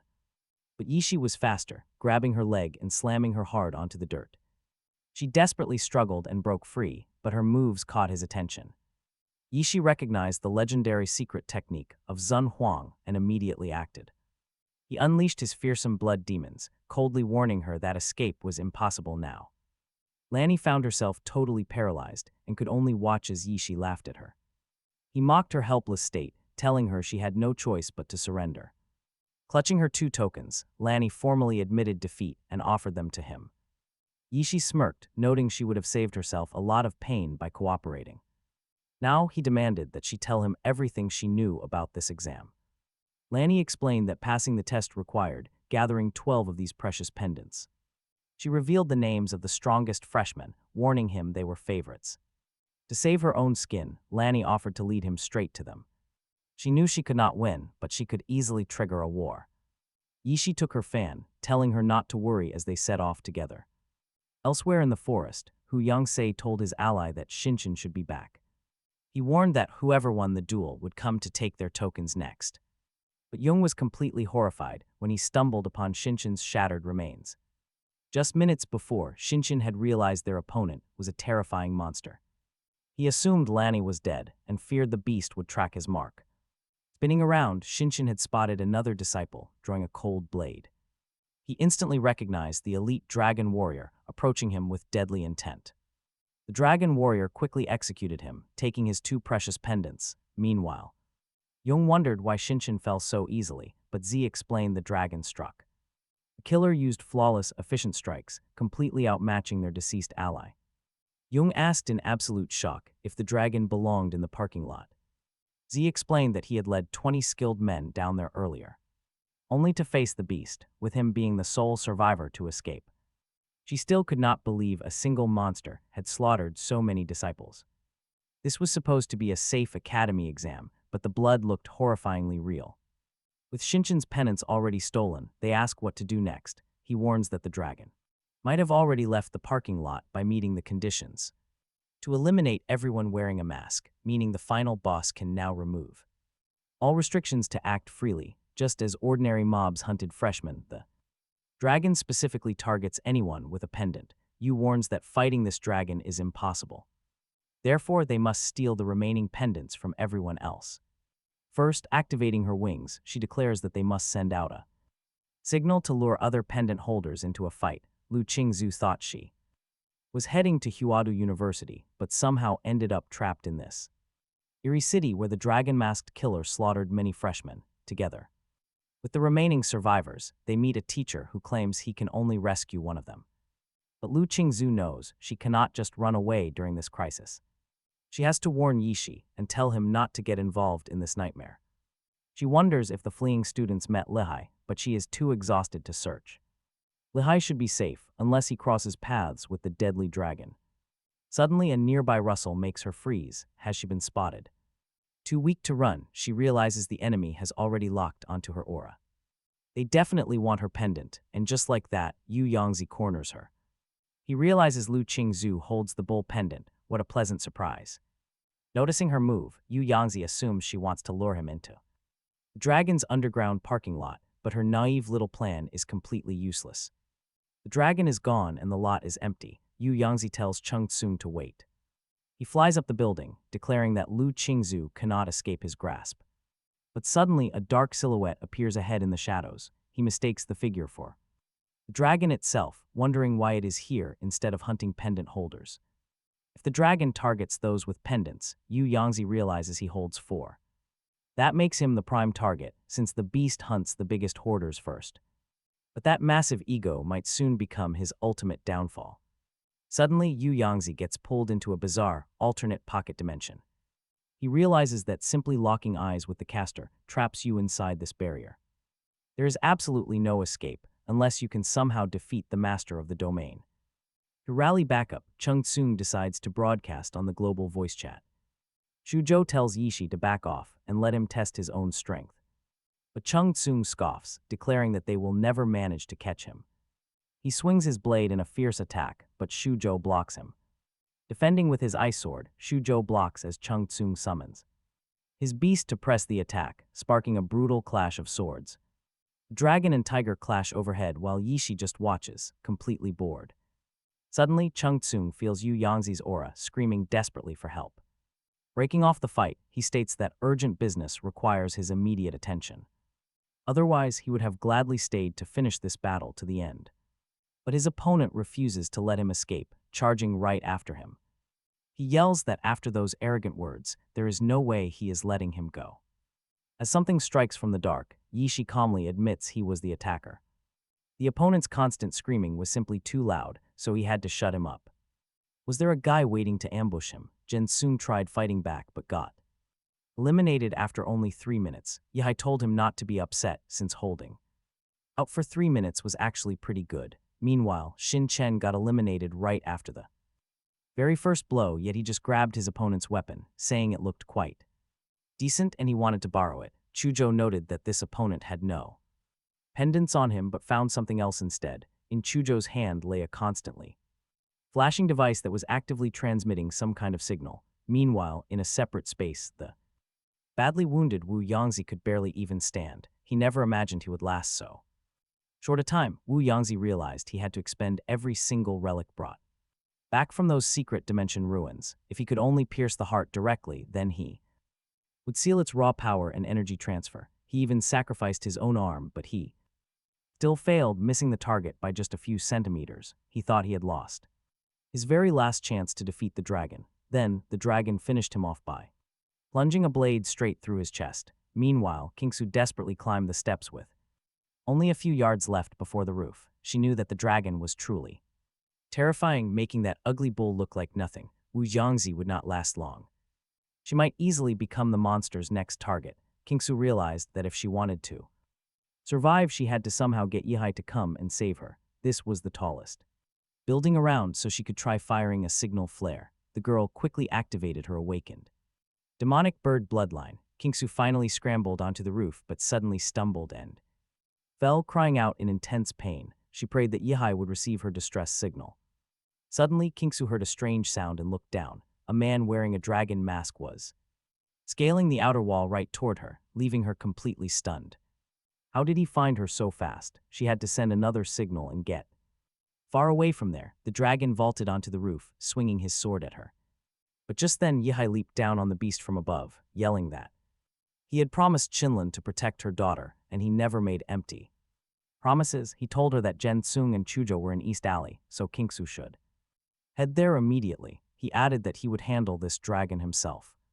Suddenly, Yihai found himself pulled into another dimension, realizing this was definitely the dragon's doing. The moment he received Kingsu's signal, he instantly knew something was terribly wrong. Was this isolated arena the only place they could fight? Yihai noticed a massive spike protruding from the dragon's chest, wondering if this was the strategy Jen Sung had mentioned. Instantly, the fierce rivals crossed swords.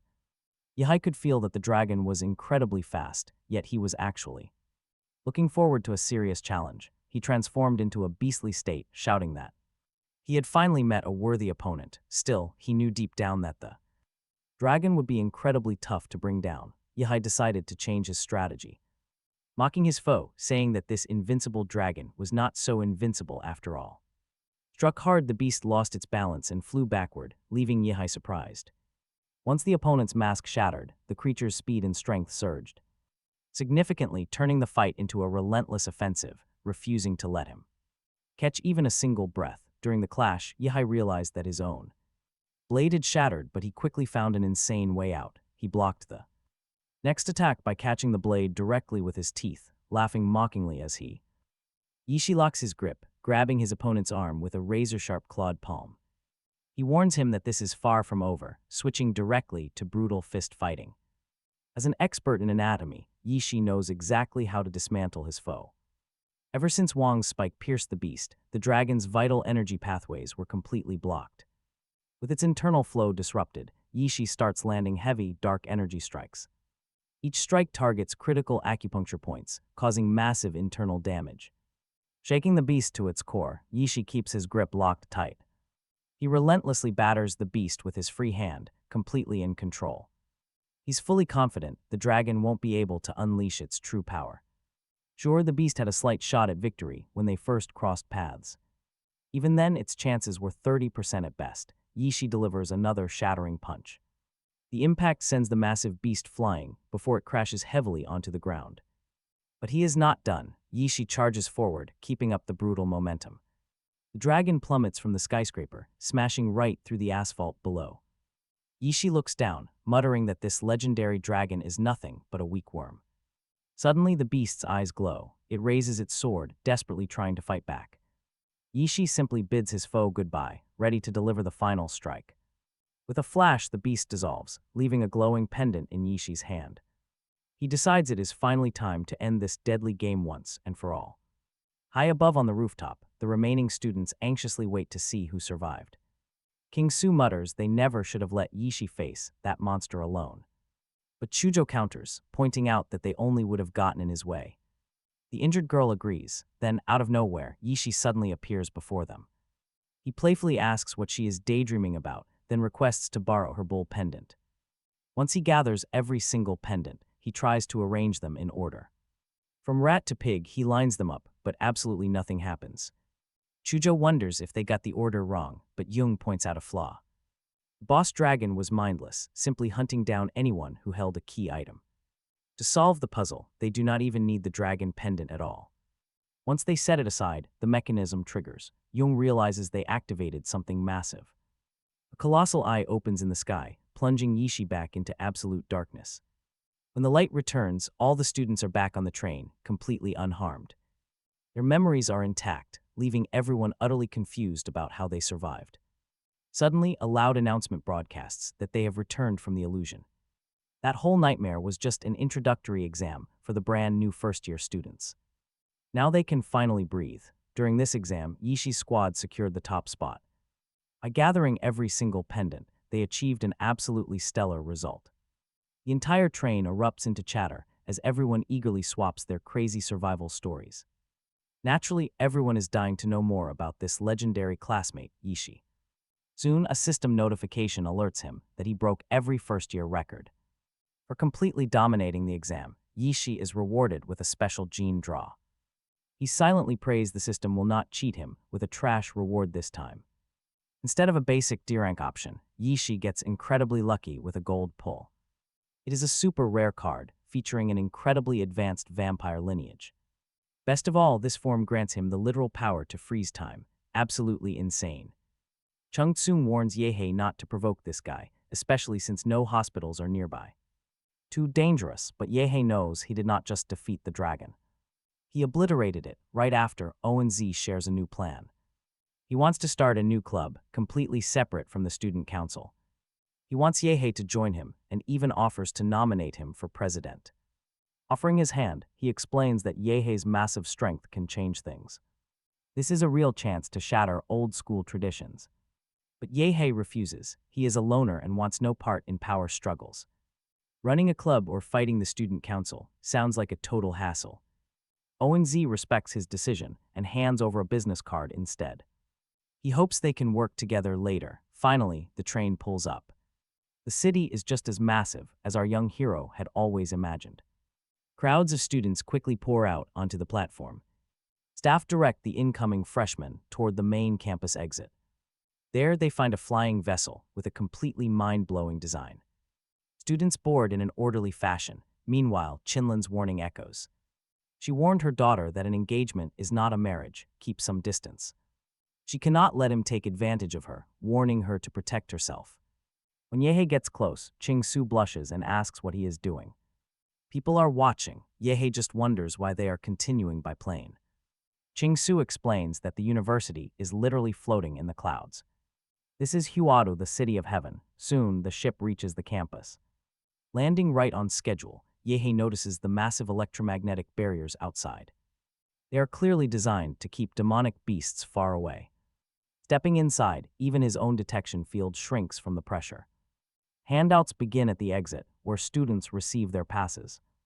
Yehei takes his, scanning his photo and the built-in tactical data. They are directed to the levitation station to head toward the dorms. Ching-Su mentions they are standing at the highest point in the city. Yehei steps into his assigned room, realizing it is a massive apartment. 100 square meters. Honestly, these students are living in pure luxury. Sitting on his desk is a state-of-the-art, high-tech computer system. It boasts a mind-blowing 516 gigabytes of RAM. Peeking into the bathroom, he is thrilled to spot a luxury jacuzzi waiting for him. Flopping onto the double bed, he admits it feels exactly like a five-star hotel. But vacation is over. It is time to awaken his vampire gene. He converts his cash into student points, though the terrible exchange rate hurts. Still, rare items that are impossible to find outside are fully available here. Students get legal access to an exclusive, high-tier marketplace. A massive privilege of attending this elite academy, honestly. Yehei wastes no time ordering every blood-related magic core in stock. A delivery drone arrives shortly, wishing him absolute success on his path. Opening the container, Yehei stares at the pristine, high-quality crystals. He consumes them, instantly unlocking his terrifying crimson catastrophe gene. Checking the mirror, he is pretty pleased with the absurd results.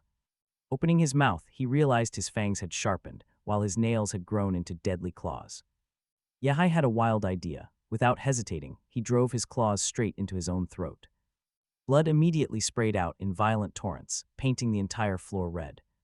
Stepping back to the mirror, he watched the blood continue to flow endlessly from his neck. But soon the bleeding stopped, and the deep gash completely scarred over. It seemed his newly acquired vampire regeneration was pretty impressive.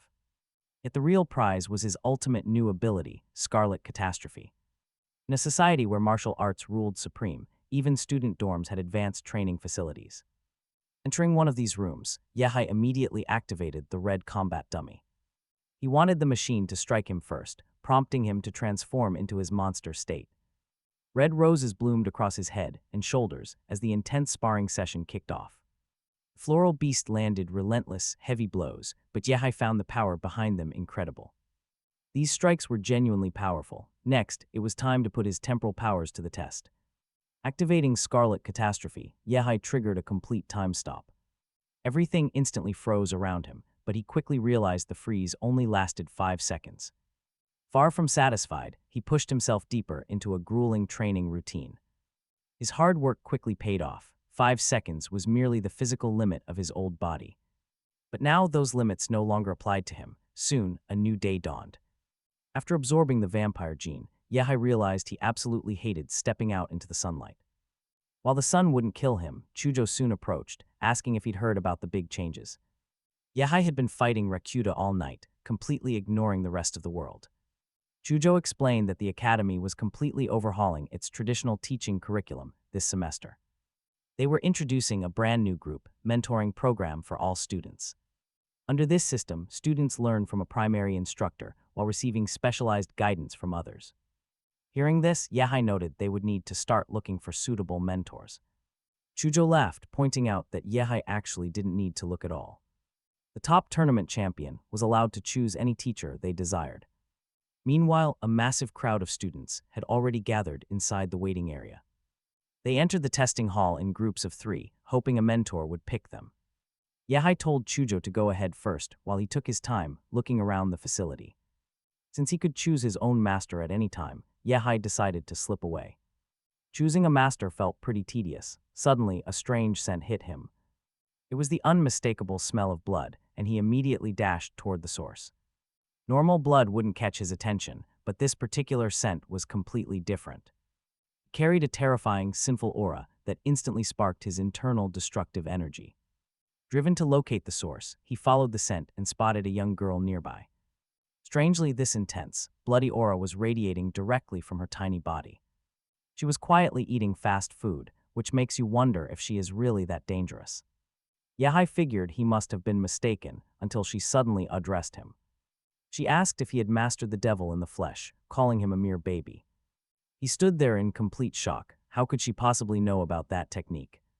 She casually explained that she had guided the creator, who originally perfected the skill. Although she looked like a child, her demeanor was incredibly mature and patronizing. Instantly, his doubts vanished. He realized she was talking about his own grandmaster. She casually added that Liu Chenghu had been her student over 90 years ago. Years ago, Yehai was absolutely indignant. It was impossible for a mere child to play master. Yehai knew that high-level masters could physically compress their bodies to look young. Shrinking their bones down to the size of a kid was an easy trick. But this girl was a completely innocent child, Even elite actors could never fake that. She looked up asking if he still doubted her. Yehai just laughed it off. He scoffed if she was a grandmaster, he was the emperor, but he instantly regretted those words. In a flash, everything changed. He found himself trapped in a horrifying, unfamiliar space. His neck was locked in a cold guillotine. Suddenly, his severed head rolled right to her feet. She was not harmless at all. Yehai panicked. What kind of terrifying illusion was this? An overwhelming urge to destroy flooded his mind, making him want to scream. He wanted to yell crimson catastrophe, but she suddenly popped a sweet candy into his mouth. She smiled, saying strawberry was her favorite flavor, and she only shared it with him. Then she softly apologized to the young man, admitting she had gone too far.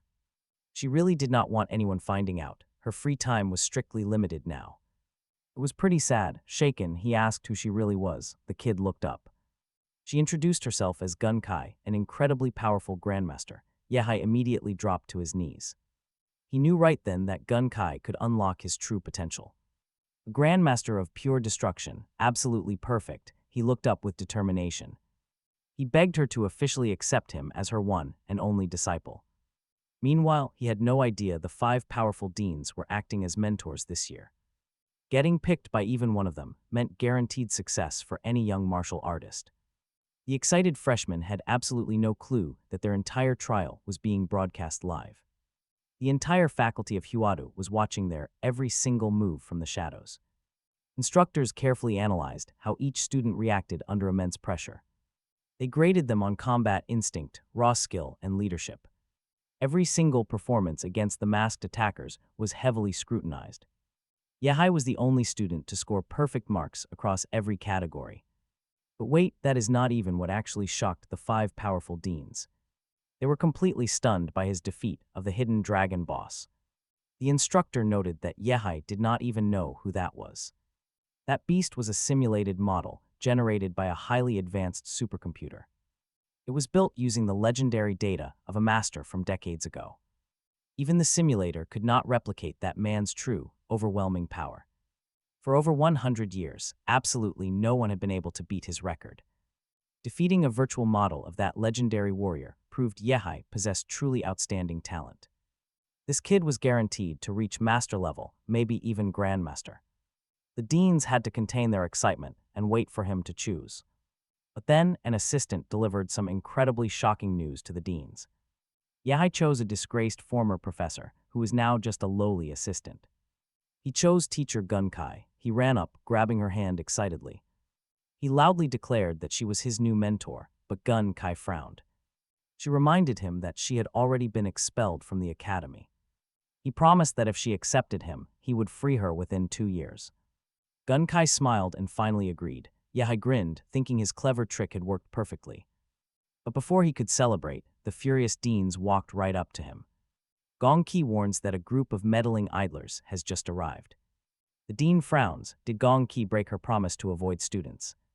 He claims her unstable mental state makes her completely unfit to teach. She must go home, but Gong Qi just asks the young man his name. Yishi introduces himself. Gong Qi turns around and tells him to follow. Yishi is shocked to discover that his new mentor lives deep underground. Gong Qi explains she has suffered for decades, constantly hearing strange voices. This is why she was locked away deep within the research institute. She can control it now, but she still needs occasional fresh air. Gong Qi notes his strange, calm attitude. Shouldn't he be absolutely terrified? Yishi admits he is only terrified she might suddenly slice him in half. He asks her about the countdown timer ticking away in this corridor. They must move fast. As soon as she steps out, it starts. If she does not return in time, Director Huadu's alarm will go off, triggering a campus-wide manhunt, forcing Yishi to rush right after her. He barely crosses the line in time, feeling an immediate shock of surprise. A powerful magnetic field locks down his combat energy, no escaping it. This means all his martial arts techniques are drastically weakened here. Gong Qi then shows him around what is essentially her prison cell. They built a massive subterranean mansion equipped with every luxury, complete with training rooms and magnetic suppressors, leaving Yishi stunned. He realizes this is not a prison cell at all, but a lavish luxury suite. It seems the academy is actually pampering her, while Rector Zai Jingwen receives the alarming news that Yishi has officially become her student. But the rector calmly insists they leave the young man entirely alone. He believes Yishi can carry the future of the Zai Kingdom and all humanity, adding that their only job is to support a true genius and let him grow. For now, letting him train with Gong Qi is their best move. Then the rector is informed the duo has entered the restricted zone. While safe for now, the data shows Gong Qi poses a high threat, with a 5% risk of losing control during prolonged confinement. Yishi has a 90% chance of failing to be rescued in time. With a 95% mortality rate, the rector explains that special class fighters are either death row convicts or uncontrollable martial arts masters. They are heavily restricted during peacetime, but deployed during crises, sent straight to the front lines as ultimate weapons of national survival. Faced with such a dangerous woman, Yishi must prepare for death. Otherwise, how can he hope to walk the brutal path of slaughter? Meanwhile, Gong Qi mentions she has not taught anyone in several decades. She proposes a quick duel to see what the young man is truly worth. Yishi is shocked. Will she really lower her power level for him, suppressing her high cultivation down to a simple warrior level to fight? He warms up quickly and confidently declares that he is ready. Deep down, he desperately wants to avoid the death guillotine ever again. The sparring begins. Gong Qi immediately targets his vital points. No friendly duel here. Yehai quickly calculated 5 different escape routes. But she struck first. Every single time, Gonka hit him before he could move. One way out, he had to attack. Yehai immediately triggered his lineage gene. Changing his form, Gonka gasped in surprise. Was he trying to use his awakening to boost his speed, shield himself, and counterattack all at once? Too slow, Gonka materialized right behind him, apologizing for her overwhelming speed. She delivered a brutal kick directly to his back, throwing him completely off balance. Yehai tumbled, spitting blood. The young man realized she was not holding back. Not even a little. His entire lineage awakening had been completely shut down. Gonka licked her lips. It had been way too long since she tasted blood. She was vastly superior. He was simply no match for her brutal combat skills. Now he was going to show her a forbidden style. Talk about a high-stakes gamble. He mastered the giant Jin humanoid form overnight. An insane feat. He was officially learning from an absolute monster of a teacher. Gonka smirked. As his teacher, she felt obliged to show off her skills too. She instantly unleashed her primordial mechanical humanoid, her own split form activated. No fear, Yehai did not even blink. This next-level defense was incredible. Constructed from Demolitech, this advanced armor was dozens of times stronger than normal. Yet she shattered it instantly. Yehai simply could not comprehend her absurd power. Gonka peered inside, casually asking if he was still hiding in that broken suit. Utterly terrifying, her detection skills were on a whole different level. Even though he had completely shut down all his vital life functions, she still spotted him. Gonka ordered her student to come out right now. Or else, Yehai reluctantly stepped out and activated his split-form meteor humanoid. Brutal power, he knew her strikes were devastating, but could she break this? He reinforced his plating. Yehai knew he had to hold the line here. His nuclear breath was ready. He wanted to see how she would resist. But then complete paralysis. Cold, barbed chains seemed to wrap around his soul. Like a guillotine, he felt the heavy blade hanging directly over his neck. The crimson catastrophe. Once again, that blood-red nightmare loomed right before him. The scarlet rose, that terrifying mental vision, always filled him with pure dread. Pushed to his absolute limit, he was dragged into a dark, bottomless abyss. Pure destruction. This was a mental trap, an illusion born of raw malice. Can he break free from this mental trap? Only spiritual strength would save him. With a gasp, he opened his eyes, realizing he was flat on the floor. Awake at last, Gonka smiled, noting that his armor was exceptionally tough. Yehai sat up. He realized she had literally ripped him out of his armor. The protective crystal was shattered instantly, as if it were made of paper. No apprentice should be this powerful. This was far beyond normal master level. He glared at Gonka, demanding to know if she had cheated during training. Absolutely not, Gonka pouted, claiming she won fair and square with zero tricks. She admitted to using slightly more force than necessary, but she was just too strong. Restraining herself was hard. It was honestly a struggle to hold back her power. She promised to play nice next time, pleading with him not to be angry. Gonka begged him to stay, terrified that her precious student might actually leave her. It had been a long time since she had anyone to play with, so Yehi tried to calm his mentor down. He gently told her not to cry, reminding Gong Qi that he worked incredibly hard to become her student. He was staying. Gong Qi snapped back that she was definitely not crying. And she never would. Yehi did not argue, and his mentor recognized his strength.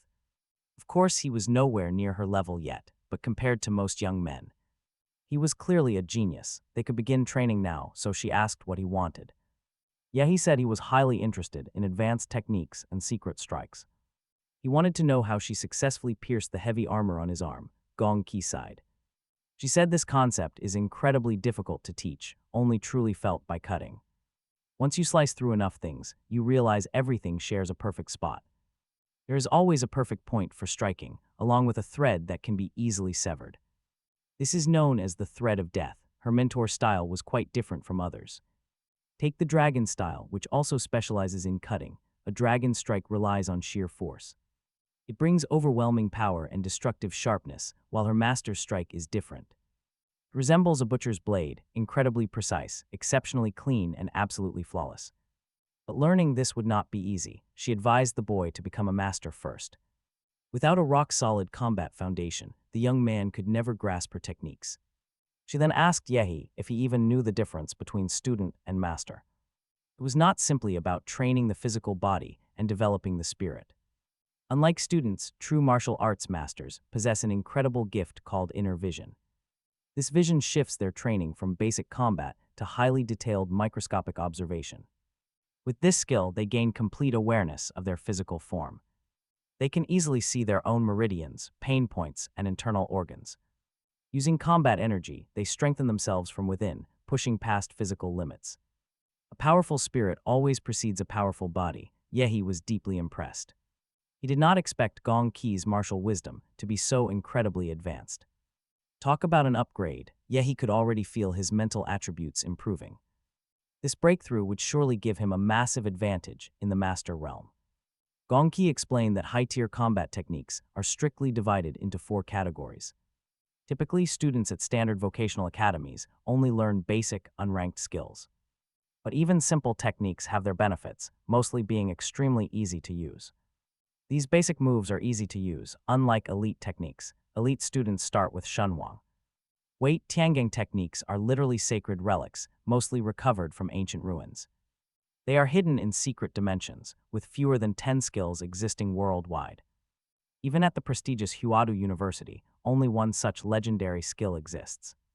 With his current low rank, he cannot access it. Fortunately, Gong Qi had options. She said Yehi was allowed to learn the Disha technique instead. This was the sutra of destroying the bodhisattva heart, her own master art. The devil in the flesh technique was actually inspired by this formidable style. Yehi eagerly agreed. Hearing this, his mentor declared their training starts right now. He had to brace himself to enter the specialized pocket space of total destruction. He was completely taken aback. Was he seriously being sent to another dimension again? Gong Qi just grinned, admitting she simply adored the metallic scent of blood. Once the grueling lesson ended, Chuzhou asked his friend how the first day went. He wanted to hear everything, but 10 hours earlier, inside the training hall. Inside the illusionary space, monsters ambush Yishi, but his mentor warns him that martial arts and special abilities are forbidden, only a single knife is allowed. Against these zombies, Yishi is shocked. How can he survive against so many undead with just a dull blade? Gonku explains that he must let his body remember the physical sensation, feel the skin slicing the bones. Shattering, he has to train his muscles so his body reacts completely instinctively. He must read attack lines and strike their weak spots instantly. Yishi says he finally gets it. Right away, he strikes back. Gonku watches him. She thinks practicing his dangerous Disha technique in the illusion space is too risky. Most normal students are not even qualified to attempt it if Yishi's spirit strength was not abnormally high. The pure thirst for violence would have already consumed him. No wonder. Dean calls him Huadu's rising star. Seriously, how far can he go?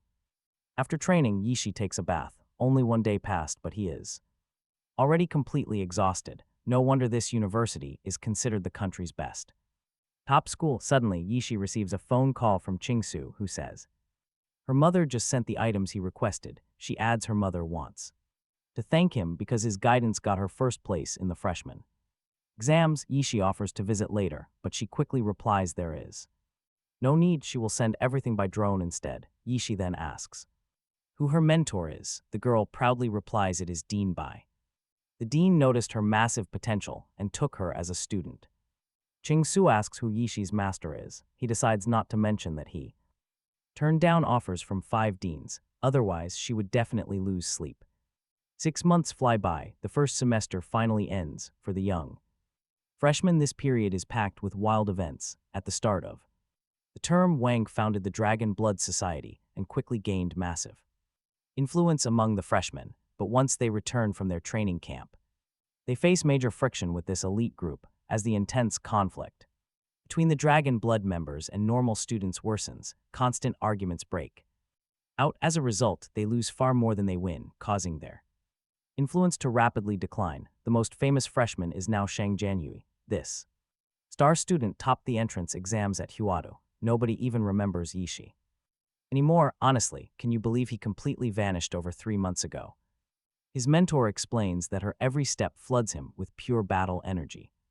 This will easily help him fully stabilize the martial master rank he just achieved. Gonku asks if he is already tired. He has not even finished 1,000 push-ups yet. Yishi retorts that he is about to show exactly what he can do. He is not tired at all. Gonku shouts at him to do his push-ups faster. Suddenly, he experiences a strange new sensation, a sudden explosion of crimson energy tears right through his old worn muscles, replacing them with fibers packed with raw power. He tells Gonku not to peek if she decides to close her eyes. There is no need to watch through her fingers. Yishi decides it is time to end his intense 3-month seclusion. It is time to get some fresh air.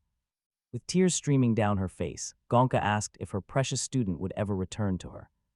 Yishi promised he would, teasingly telling her to practice her video game skills first.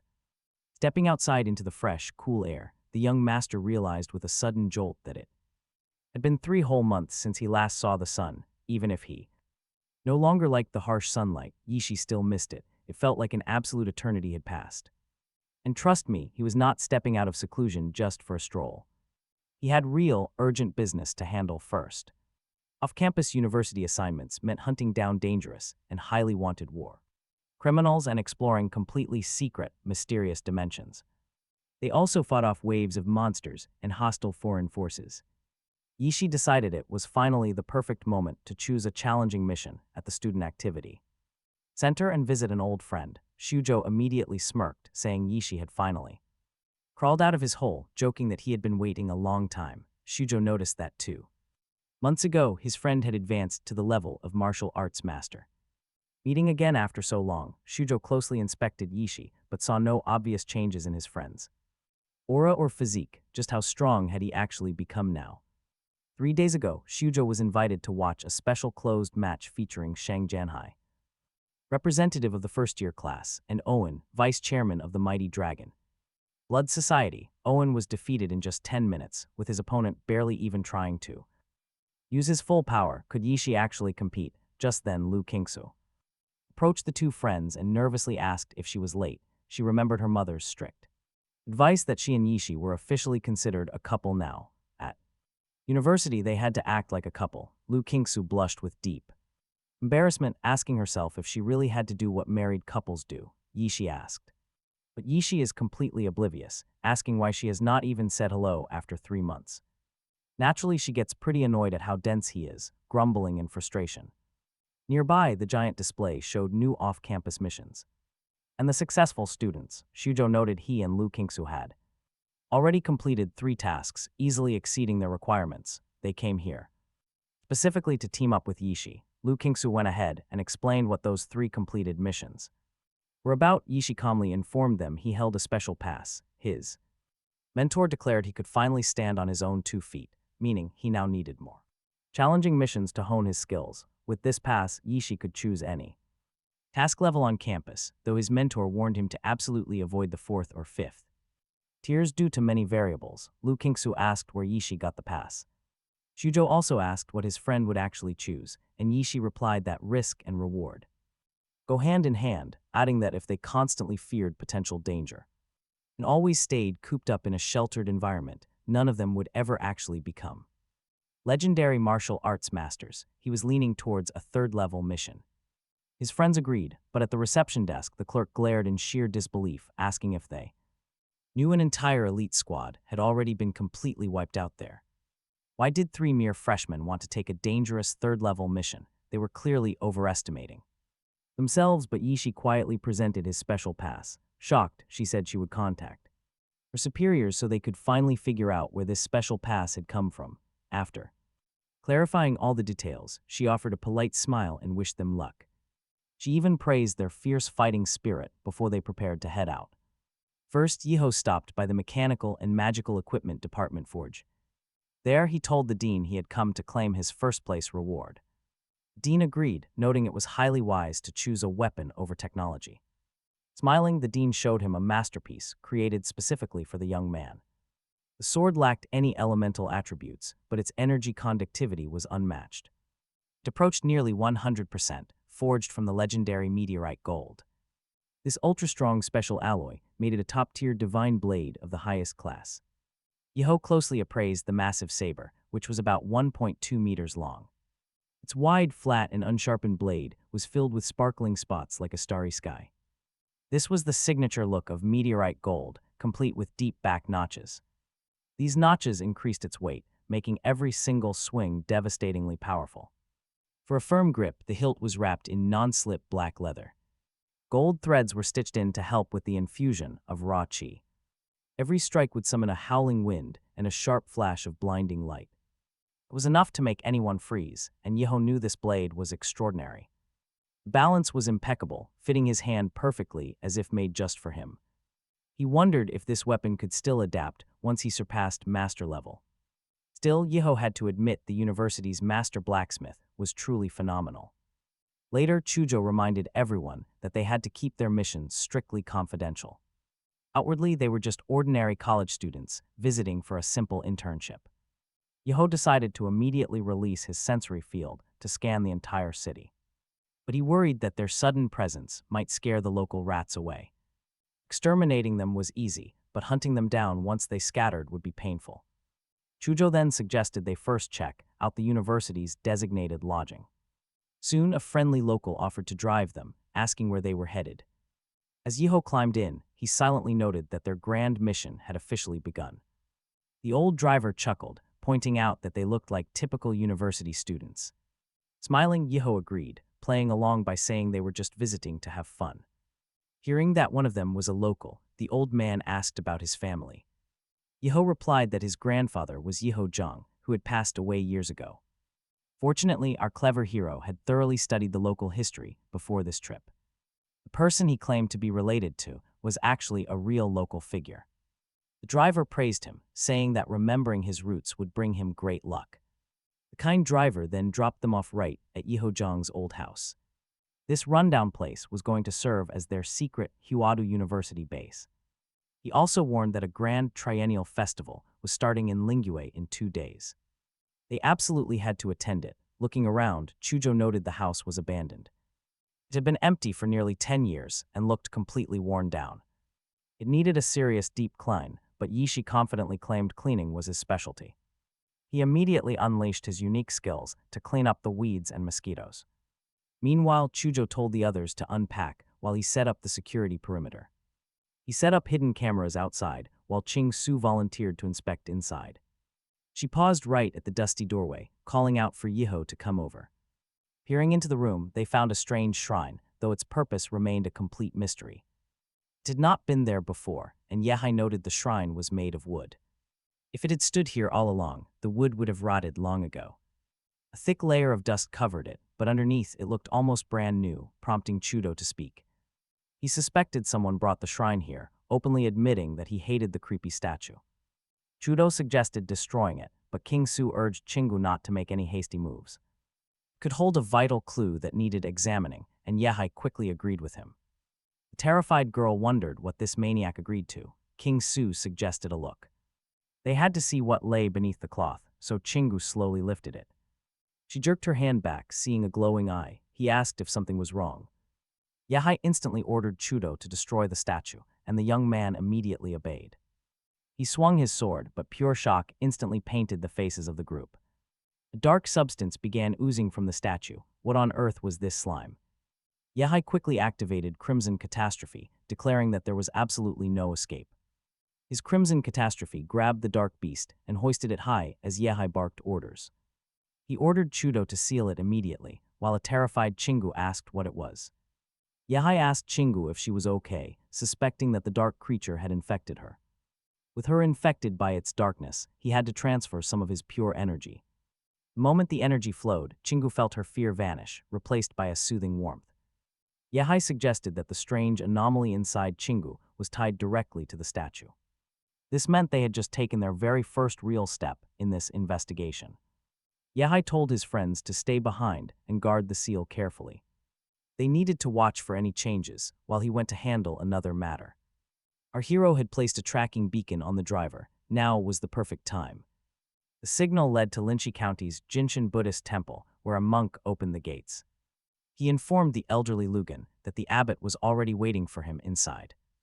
Following the monk deeper inside, Lugan soon stood before a pair of massive stone doors. The monk announced to the abbot that he had brought their benefactor, Lugan, as requested. Lugan had achieved the required standard of blessing and wanted to speak with him. The old man bowed low, waiting. A mysterious voice suddenly asked why he had visited. He wondered why their benefactor decided to visit today, leaving Lugan completely taken aback. Lugan panicked, wondering who else was there, but real terror struck as the monk changed. The monk mutated into a hideous monster, forcing the terrified guest to his knees. He babbled that God was among them, just as Yehai suddenly struck.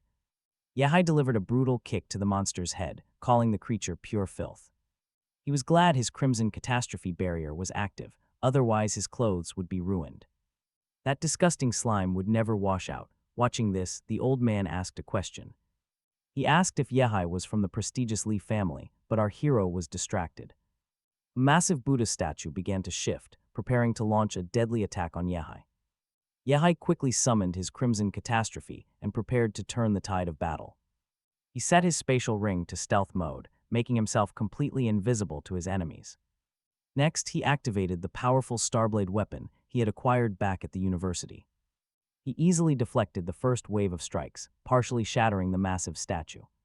The remaining structure retaliated, firing high-intensity laser beams directly from its eyes. Yehai dodged the searing beams, questioning if this thing was even a real deity. He scoffed that the attacks were far too slow, planning his next countermove. Whatever was hiding inside the statue struck, hitting it right in the gut. After this devastating strike, both the old man and the Buddha statue shattered completely. He quickly realized they were never actually alive, from the very moment he arrived. He had not detected a single trace of life energy from them. Lehai was shocked. How did such advanced technology end up in this forgotten wasteland? Realizing the truth lay behind the door, the young man tried to force it open, ordering his companion, the Scarlet Catastrophe, to knock first. The young man joked that as a college student, he possessed decent manners. Before barging in, you always knock. Lehai formally asked if anyone was home right before completely smashing the doors down and stepping inside.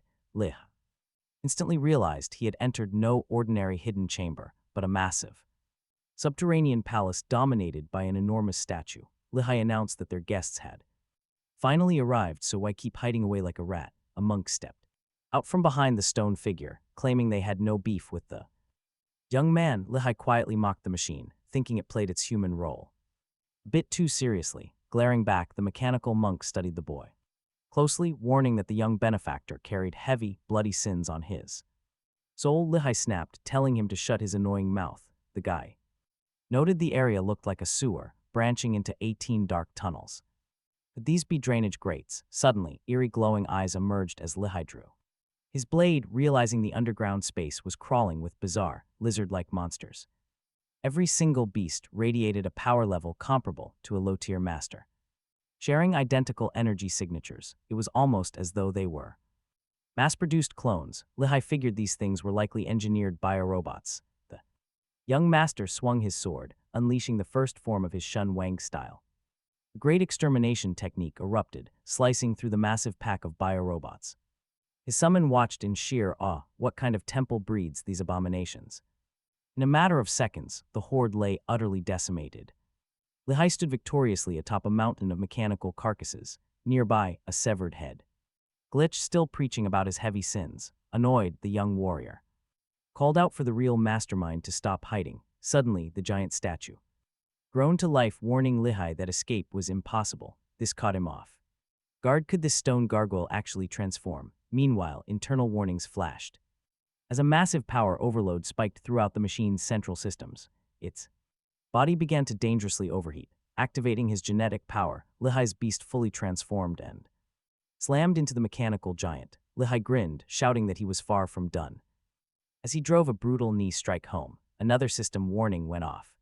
Detecting severe structural failure in the statue's head, the massive machine reeled in confusion, its temperature soaring out of control. Desperate, the statue deployed heavy artillery from concealed body hatches. Every turret opened fire, unable to comprehend the absolute beast standing before it. It was forced to unload its entire payload, but the summoned beast just laughed, calling the weapons mere toys. Such bullets could never harm a master, the mechanical guardian warned them. To prepare for death, unleashing a final blast to end the fight. The control system activates as High warns that the fake monk must face their ultimate blue beam of destruction. With nuclear breath online, the devastating laser fires, carving a massive hole right through the mountain. The metal lizards disintegrate. In the smoke, Yishi observes that the chief mega mine is just a typical mad scientist. Yishi steps up to the burning crater, realizing it leads directly down to another level. What secrets could be hiding down there? Just 30 minutes earlier, researchers in white lab coats were glued to security monitors, tracking the temple intrusion. An assistant warns the doctor that the intruder already took out their heavy mechanical doorway guard, but there is no reason to panic. He absolutely cannot bypass their main security gates. They still have a massive army of cyborgs, thousands of bio devices ready to wear down even a legendary martial arts master, while simultaneously cleaning out their surplus of useless experimental subjects. The subordinate reassures the doctor that they hold another trump card, urging him to put faith in their latest biological development. The doctor snaps at his colleague to shut up. He can see the screens clearly. Dr. Fang knows the assistant is completely cracking under pressure, so why act like everything is fine? The upstairs guards will only buy them minutes, prompting Dr. Fang to order an immediate evacuation. The moment they escape, they must trigger the research facility's self-destruct protocol to keep their classified data from leaking. After all, Dr. Fang is a former researcher from the elite Prometheus Level 3 facility, who was secretly absorbed by the shadow organization Laser Bird. 10 years ago, they targeted the quiet county of Linhui, stealthily replacing every single monk inside the local temple. They weaponized the devotion of the locals to brainwash them and establish absolute control. Offering fake blessings, they lure victims into physical alterations, transforming them into lab rats while feeding Laser Bird endless human materials and clinical research data. Suddenly, the facility roof shatters as Yishi crashes straight down into the doctor's private office. He calmly demands to see the High Abbot, but the panicked assistant screams for the guards to protect. The doctor, armed elite security forces immediately lunge at the intruder, but Yishi strikes with brutal speed. Seconds later, the security team is down and groaning on the floor. Yishi corners Dr. Fang, who frantically asks what the intruder wants, desperately suggesting they talk things out, but the old man is secretly reaching for a hidden remote inside his pocket, prepared to trigger the self-destruct option. Instantly, you see, Laserbird implants micro-bombs into every high-level scientist and manager while holding their loved ones hostage. It is how the syndicate enforces total compliance and maintains absolute silence, but she intercepts the doctor, grabbing his hand and knocking the trigger away. The doctor shrieks in agony as the young hero pins him down, muffling his screams. Yishi demands to know every dark secret they have been carrying out in Linshu. He directly asks Dr. Fang if they killed those young martial arts prodigies and what they are actually doing inside this facility. The doctor gasps that he cannot speak about the experiments because a tracking chip is embedded deep inside his brain. If he discloses anything, his body will instantly blow apart, but the desperate old man decides that since death is inevitable, he might as well end it now, biting down on a capsule. hidden inside his tooth. His eyes immediately roll back, white foam spilling from his mouth as Yishi realizes the old scientist has taken his own life. The vial is hidden right inside his mouth, yet he wonders if laser bird employees want death. Suddenly, the doctor's heart stops and his self-destruct sequence activates. Yet he feels a bit sorry. Dying in his presence is never that simple. He rips open the doctor's chest and reaches directly for his dying heart. Normally, vampires can only turn the living or dead into brainless undead thralls. Aside from a rare few, most are no different from rotting zombies. They cannot regenerate, have zero intelligence, and their bodies decay. But yet he possesses the primordial humanoid, combining its power with vampire blood. The doctor revives as a brand new being, calling the young master his lord. Now he can create loyal thralls who walk under the bright sun. They heal instantly, retaining all past memories and battle skills. They obey unconditionally, yet he tells him that death is off the table. He must deactivate the self-destruct sequence. From today, he is the Mad Doctor. His past is gone. His one and only duty is to serve his master. The Mad Doctor kneels, declaring that serving his new lord is a true honor. Yet he senses their mental connection and asks how they snuck into the city. As they connect, the memory plays. The doctor complains it is not even lunchtime. Why did Shula sneak out to eat? Did he even finish processing the data? The blood-soaked assistant, holding a severed human hand, replies that he was just starving.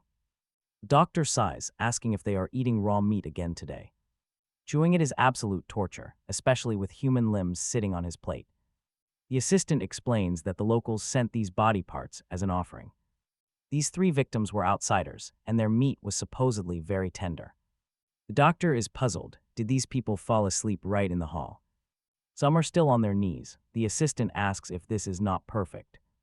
They can ship them straight to the lab, saving tons of time and effort. The doctor bows to a bizarre statue, whispering prayers to the celestial kingdom.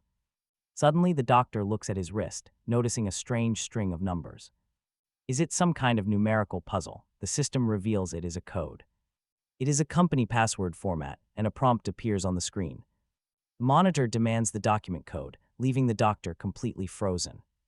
Terrified, he realizes his memories and perceptions have been heavily altered. Who did this to him? Who turned him into a helpless lab rat?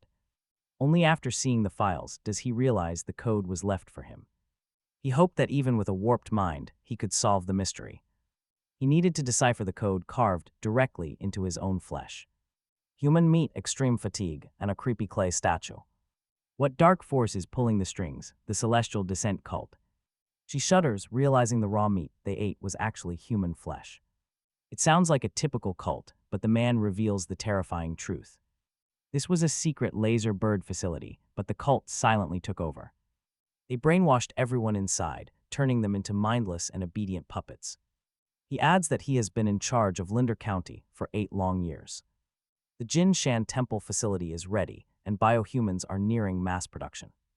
This marks the dawn of a terrifying new era of dark martial arts. Human masters would soon be replaced by stronger, highly efficient biomachines. Prometheus was right. After the anomaly appeared, investigations revealed a terrifying truth. The Lin Shui outbreak started in February, with the first cases discovered in March. That was when the experiments began. Every day, the man felt his mind slowly slipping. His perception shifted imperceptibly until he was completely, utterly assimilated. Even so, he repeatedly found logical loopholes and managed to temporarily regain consciousness, but could not escape his ultimate fate as a puppet. The research base in the temple was already captured, making escape or resistance almost impossible. The anomaly's corrupting will in Lin Shui progresses through 4 distinct stages. These stages are cannibalism, extreme drowsiness, statue worship, and mass sleepwalking. Cannibalism is the bodily change that occurs after the first exposure to this dark will. Excessive drowsiness represents a much deeper corruption of the victim's consciousness. Worshipping statues means both body and mind are severely contaminated and practically incurable. And mass sleepwalking means the person has already become food for the entity. The doctor despised illegal human experiments, but this cult was far more vile. They literally wanted to feed the entire city to this monstrous will. Later, he discovered they were likely using a demonic embryo brought from the ruins of a secret dimension. It would mature in just 2 days. This timeline matched perfectly, Yishi remembered the old driver's warning about grand event held once every 3 years in Lin Shui in 2 days. The old driver had given him a vital clue. Instantly, Yishi began sorting through his retrieved memories. This hidden base definitely belonged to the laser bird. But the cult of the Heavenly Kingdom and their demonic embryo were also involved. He still needed to find the whereabouts of the 3 martial arts masters. From Huadu, fortunately, the captive man helped Yishi learn several key secrets about the laser bird, including their illegal experiments. Yishi realized something unexpected was happening here. In life, the man had helped develop the golden gene, understanding exactly how to use it and just how effective it could be. But Yishi would have to think about that after completing his current mission. Yishi fulfilled the requirements and uncovered the truth. Now the mission could finally be completed, but he did not care about the reward. He decided he needed the fruit of the Heavenly Kingdom. Yishi told the man to hide near the exit of Lin Shui. He promised him his blood, which the man had to dump directly into the local water supply system to spread the infection as widely as possible. The man grinned, calling this plan absolute madness. He understood his master. Yishi was going to battle the demonic embryo for the believers. Meanwhile, Yishi realized that the residents of Lin Shui were already in the 4th stage of infection. There was no turning back. Converting them to his own faith seemed selfish, but when this ended, he would try to return them to normal. Controlled, they would not harm society. Yishi returned to his friends. They were eating, and he quickly warned them that the food came from Lin Shui. Chuzhou admitted they had scouted the town. It seemed the local residents had already turned to cannibalism. The consciousness of the entire town was warped, enslaved by some dark force. Luqing gasped in shock. Could an illegal laboratory really be operating here? Operating here for years, Chuzhou realized a massive biotechnology company was involved. The whole firm was swallowed by the anomaly. King Su warned them. This was definitely not level 3. He suggested calling Huadu, but Yi refused. He was against it, calmly reassuring his friends it was only tough. Due to how bizarre it was, their safety was not actually threatened. There was no need to panic. Yishi decided they should wait until nightfall. They had seen raw flesh, cult worship, and a brand new phenomenon. Mass sleepwalking. He believed the city would show its true face tonight. They had to check. Meanwhile, inside the Laserbird headquarters meeting room, an officer reported receiving a self-destruct alert from their secret temple base. But only seconds later, that Jinshin temple signal was suddenly cancelled. All contact was lost. The officer noted it was better to leave no witnesses. Erasing the evidence was crucial. They had to detonate the hidden charges. Every researcher had a bomb planted near their heart to prevent talking. With them dead, they would deploy special forces straight to Linchui. At the station, everything seemed normal, until suddenly, without warning, a massive blast tore through. A survivor contacted his boss in a panic. Laser Bird tried to detonate his internal bomb, but he successfully ripped it out. Special forces were arriving in minutes, over at the Lynch railway station. On platform number 2, a man named S stepped out, looking around the quiet area. It made sense why the company chose this place for their hidden base. A woman spoke behind S, confirming the great dragon Shia was not involved. They had nothing to do with the temple incident. It was White Sheep. She stood there cradling a baby. The company had way too many enemies. Golden Snake and Bluebird stepped out next, ready to reach the base. Black Lion insisted that every piece of gear and record must be wiped out. Someone wanted food, but White Sheep reminded them about feeding the infant. They had to take care of the child first. They were professional killers. Black Lion boasted that his squad were elite professionals who could slip past anyone. They could disappear into any crowd. He decided they should split up. The first team moved toward an old, 3-story house outside of town. Golden Snake looked inside a cooking pot and felt a wave of disgust. And honestly, seeing cannibalism in a town would ruin anyone's mood. Bluebird admitted this task would be tough, her eyes fixed on a bizarre statue. Golden Snake explained that the disaster at the base was caused by one man. A powerful martial artist had completely wiped out the entire place alone. They found thousands of dead biohumans down in the dungeons. Even their elite combat machines were shredded. Not a single person survived. The commander was gone. Golden Snake peered out the dusty window. He gasped as a group of creepy people shuffled closer. It was a sleepwalking horde. They had been spotted, but then disaster. Bluebird suddenly drove a long blade straight into his stomach. He collapsed to his knees, realizing her eyes were completely controlled. Her pupils flashed brightly. The nearby idol was also glowing. Was the full moon itself triggering this insane, glowing nightmare? Is this the nightmare Balos dragged from some hidden dimension, right against the giant moon? A young man's silhouette stands tall on the very spire of the ancient bell tower. He looks back, noting just how massive the moon is tonight. Adding that his life force is easily reflected, pulling out his phone, the boy marks the exact location of the massive crowd for Chujo and Chingu. The crazed crowd has gathered in the southeastern district. If this mass trance is their collective will, what does the actual feeding look like? The golden serpent opens his eyes to find himself tied tightly to a wooden post. Right next to him is Bluebird.